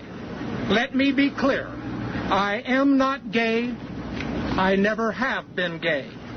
Still, without a shred of truth or evidence to the contrary, the Statesman has engaged in this witch hunt. In pleading guilty, I overreacted in Minneapolis because of the stress the Idaho Statesman investigation and the rumors it has fueled all around Idaho. You should have fucked his wife right at the press conference. How? Why would you plead guilty to this? I don't know, man. He says he was stressed out. I've never... He never even sought the advice of a lawyer. Again, that overreaction was a mistake, and I apologize for my judgment. Furthermore, I should not have kept this arrest to myself, and I should have told my family and my friends about it. It's kind of embarrassing to go home to your wife and tell her you picked up for being a homosexual. I wasn't eager to share this failure, but I should have anyway. Right. Because I am not gay. I love my wife. Although, gentlemen in the third row, you're very handsome. My family. I care about friends and staff and Idaho. And then he goes on, I guess. I want to hear him saying he doesn't hit on men. Right, yes, I do. I'm not gay, and I don't cruise, and I don't hit on men. Here's one thing I do. I make eye contact. I smile at people. They recognize me. They say, oh, hi, Senator, or do I know you? Have I met you before? Have I blown you at some point? I don't go around anywhere hitting on men, and my God, if I did, I wouldn't do it in Boise, Idaho. Did you hear the tape of him and the police officer having that conversation? Do you got that? I don't have that. I thought maybe you would, because that came out while we were away. But, you know, it's you know. I've never watched a full episode of American Idol, even. If I was gay, don't you think I'd be watching that? My God. For Christ's sake. I mean, this, I'm 100% all man. You fucking homo. Joe, you're on the air. Hey, how you doing? Just to reiterate, like what you were all talking about with the senator or the governor that just with Larry Craig. I've actually been in a bathroom, actually not too far from Sirius. I don't want to really give the name out, but it's really interesting how it happens. You walk in, and you'll have, especially a certain time of area, usually it's either at lunchtime or in the afternoon. And you'll have all those stalls, and those stalls will be packed with people who will be sitting in those stalls. And it usually starts out with just like a little wedging of your foot. You're not really touching toes or anything like that, but it's usually like a toe tap. What do you mean? You've like a click? Are you a gay dude? I am, yeah. Oh, so you go and this is how it happens. This is how it happens, yeah. Oh. And there's no, like, you don't touch feet or anything like that. And, you know, especially in this particular bathroom, because the door squeaks when people walk in, so everybody kind of presumes. But when it gets really quiet, it's really eerie. It's like cockroaches come out of the stall. So what if somebody wants to take a shit legitimately? I mean... You better not go there. I mean, how do you know? I mean, I wouldn't know. The energy, I'll tell you something, it's really strange. Some guy starts touching me while I'm taking a shit. I'm going to be like really bummed out. Well, usually if there's a conference or something going on, you just avoid the bathrooms altogether. But the energy in that bathroom... Have you like had sex in bathrooms like this, like where you just sit there with a stranger and get it on? Oh yeah. And then what do? You sit on the toilet while he blows you? You don't sit on the toilet. You usually get up, and I'm pretty versatile. So if the guy's really hot, I'll get on my knees and I'll suck them off or something like that. Now, what if the guy isn't hot? Let's say the guy walks into your stall and he's kind of a pig, and you're not attracted to him. Can you throw him out of your stall? Yeah, you just ignore him. You ignore him. He wants to touch you, whatever. You just kind of nudge him away. And people are. But doesn't he say to you, "Hey, dude, come on, I'm in your stall. What's going on here?" There's no talking because, first of all, you have to be careful not to really make any kind of loud noises or talk loud because, if you have like the janitor walking in or something like that, so you kind of keep things really quiet, very low key. And people, for the most part, I'll tell you, are very respectful. They just, if you nudge them away or whatever, they won't get involved. A lot of times, most of the people that actually do it are, believe it or not, are married business guys. Right. Do you ever go in there and see like a famous dude? No. I've been with a famous dude. I don't want to mention his name if you don't mind. No, that's fine. But yeah, What does his name rhyme with? Don't even tell us. I don't want to know. Yeah, I wouldn't. I do want to know, but I don't want to get into it. Do you want to see this guy again? Don't give us his name. That's right. Hey, do I want to see it? Nah. I love. So what happens if you're in there and you're blowing some dude in one of these stalls, and some guy legitimately takes a shit? I mean, doesn't that slow things down? Does that ruin the romance? Does it stink? No, you don't give anybody a blowjob while they're sitting on the toilet. It's always when they stand up and you kind of eye them out of the crack of the stall, like where there's a little space between the door and the wall. Are you saying there's no Blumpkin in the gay world? No, there's no, but I'm saying, what if some other guy's taking a dump? Yeah, somebody's really using the bathroom. I haven't really come across it, but if that is, you keep it very, very quiet. And you kind of, you test the waters. You kind of test the temperature, but I've done it. I've gotten sucked off while there's another guy in another stall taking a shit, and obviously they are. It's not the most romantic thing smelling it, but when the guy's hot, you guys want to get off. You'll blow each other even when somebody's like a couple rows down or whatever. Isn't it? I mean, think about the smell of shit, and like you're blowing some guy, and some guy's taking a duty and 3 stalls down.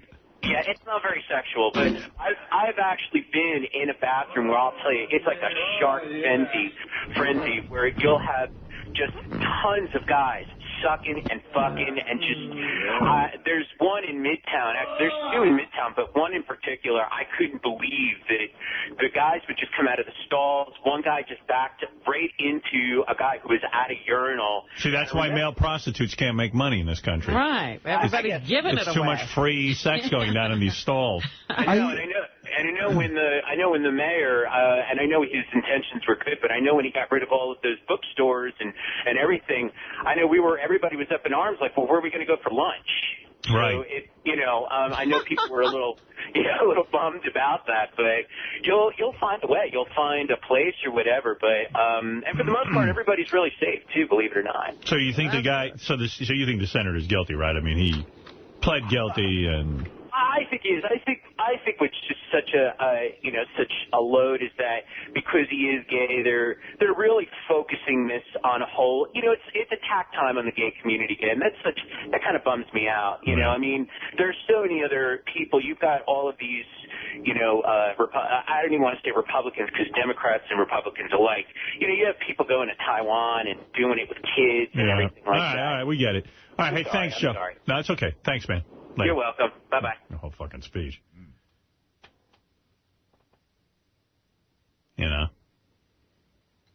Yeah, Dominic. When Clinton was up for his removal from office, this was one of the senators who went on the floor and said that Clinton was a naughty, naughty, naughty boy. Yeah, they pulled out that tape, too. Yeah, well, it's always funny to me that these guys who are closeted homosexuals or you know, have secret lives. They're always the first ones to, like, want to, point up that they're the moral high ground. It's like, it's just such a weird, freaky thing. You think they'd shut their fucking mouths and, like, say, you know what, I have my dark side, too. I better just be cool here. It's the Roy Cohn in people. You don't think that he, when he pled guilty, wanted to be punished because this is his great secret? Absolutely. He knew what he was doing. Yeah, could be. Could be. And then, then he figured out, oh, what the hell did I just do? And he, by the way, was after it was published. Yeah. He thought he had gotten away with it probably for a while. Well, you know, he votes for the war. He's very conservative, very, very pro-Jesus and that whole group. Kind of sad, you know, when you think that these are the people that are running our lives. Yep, it's frightening. Thank you, Dominic. I got the tape of him in the bathroom. Excuse me. I've got the tape of him in the bathroom after the incident, but I haven't heard it. I didn't screen this. You'll be released today, okay? All right. I know I can bring you to jail, but that's not my goal here, okay? Well, I'm trying to clean out the house here. Sounds like it's all muddy and shit. I'm not going to play it. I figured it would be. Nobody has good taping equipment in bathrooms anymore. Yeah, they don't really. They haven't taken into account that echo you get. They haven't taken into account that this stuff's good for radio, and we need to hear clear, concise tape quality, and we're not getting it. And someone ought to figure that out. So anyway, I just do really think it's interesting that Ted Stevens and David Vitter don't get, ostracized by their fellow Republicans. And how about that other allegation, that Anna Nicole Smith book by Rita Cosby? Yeah. Well, that Howard K. Stern and Larry Burkhead are really gay lovers? That's being called into question now, and her interview with the Today Show was canceled as a result. She just made that up? No, she did have a source, but they're now saying the source is a known wacko. Oh, no. Whose brother was accused of stalking Anna Nicole. See, I bought it hook, line, and sinker. Well, I wanted it to be true. Me too. That would have been brilliant. Like, it turns out those two are lovers, and now they're going to raise the baby together. Yeah, Anna just had a baby for them. They're really in love with each other, and they cut a deal where he gets custody and Howard gets to stay involved with Anna's estate. Yeah, that'd be cool. They get married and raise the baby together. As I reported earlier, Sirius and XM it's spent $800,000 lobbying for the merger. NAB spent $4.3 million to lobby the FCC and the U.S. Patent and Trademark Office. Boy, so let's see what the government does. Yeah. Let's see if money wins in our government. That'll be interesting. I don't know. There's so much stuff that went down. I got the Jerry Lewis telethon, but if I start in on that, I gotta get to the doctor. What to do? Well, we could cover it really well tomorrow. Yeah. Tomorrow's another show, Robin. I mean, there's always another day. That's a concept you don't seem to understand. Stop it. It's not me. Artie, then. One of you two. Fred. All right, Steve Langford has an update. Stevie, come on in and tell us what's going on in the Howard 100 newsroom. Boy, I missed that face. How you doing, Steve? Sure, I love Steve. Go ahead, Steve. Just some of the stories we're working on in the Howard 100 newsroom. Right. A BBC radio documentary about Howard. A published report out of the UK claiming Howard's already been interviewed by Martin Bashir, reportedly for a show called The Best DJ You've Never Heard. The alleged documentary said to be set for air on BBC Radio 4 in December. Is that true? Not that I know of. I did an interview with Martin Bashir for Nightline when I came over to Sirius, didn't I? He interviewed me. I thought I remembered you talking to him, yeah. But I did not do an interview with Martin Bashir for BBC Radio or television. Is he recycling? Sounds like, yeah. No, I mean, it was a good interview. I mean, he was good. I liked the guy. I remember feeling like he was pretty thorough and it was interesting. I actually liked Martin Bashir. That's the same guy who did the Michael Jackson interview that really, fucked Michael Jackson up real good. Right, yeah. But Martin Bashir, yeah, I'm sure he's recycling, Is he still on Nightline, Bashir? Yes, I believe so. Well, yes. Yeah, so I didn't participate in any special, but... Yeah, my agent told me I turned down like a movie and a couple of TV shows this week, but I don't know which ones. Evidently, I was asked to do several projects, but I turned them all down. He said, do you want to know what they are? I go, no. I don't care. I don't want to do them anyway, unless it's something really good. You know, if I could play Senator Larry Craig in a Larry Craig story, I'd do it. Excuse me. Would you like a blowjob? Why don't we wait till that shitty smell is out of here? Excuse me, it's stall number 3. Could you stop making those noises? I'm trying to blow a guy back here. Remind me never to blow a guy at a White Castle. Yeah, you think I could get anal at Starbucks? I wouldn't have to come to these nasty bathrooms. But everyone's so homophobic. And by the way, Bill Clinton is a bad boy. See Howard Stern in the Larry Craig story. See him as Senator Larry Craig blowing numerous gentlemen anonymously.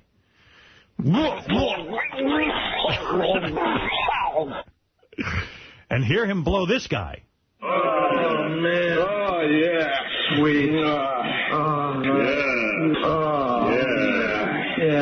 Stern is going to get the Academy Award for this one. You'd swear he was gay. Listen to this. Agreement's an agreement. I don't care how drunk you were.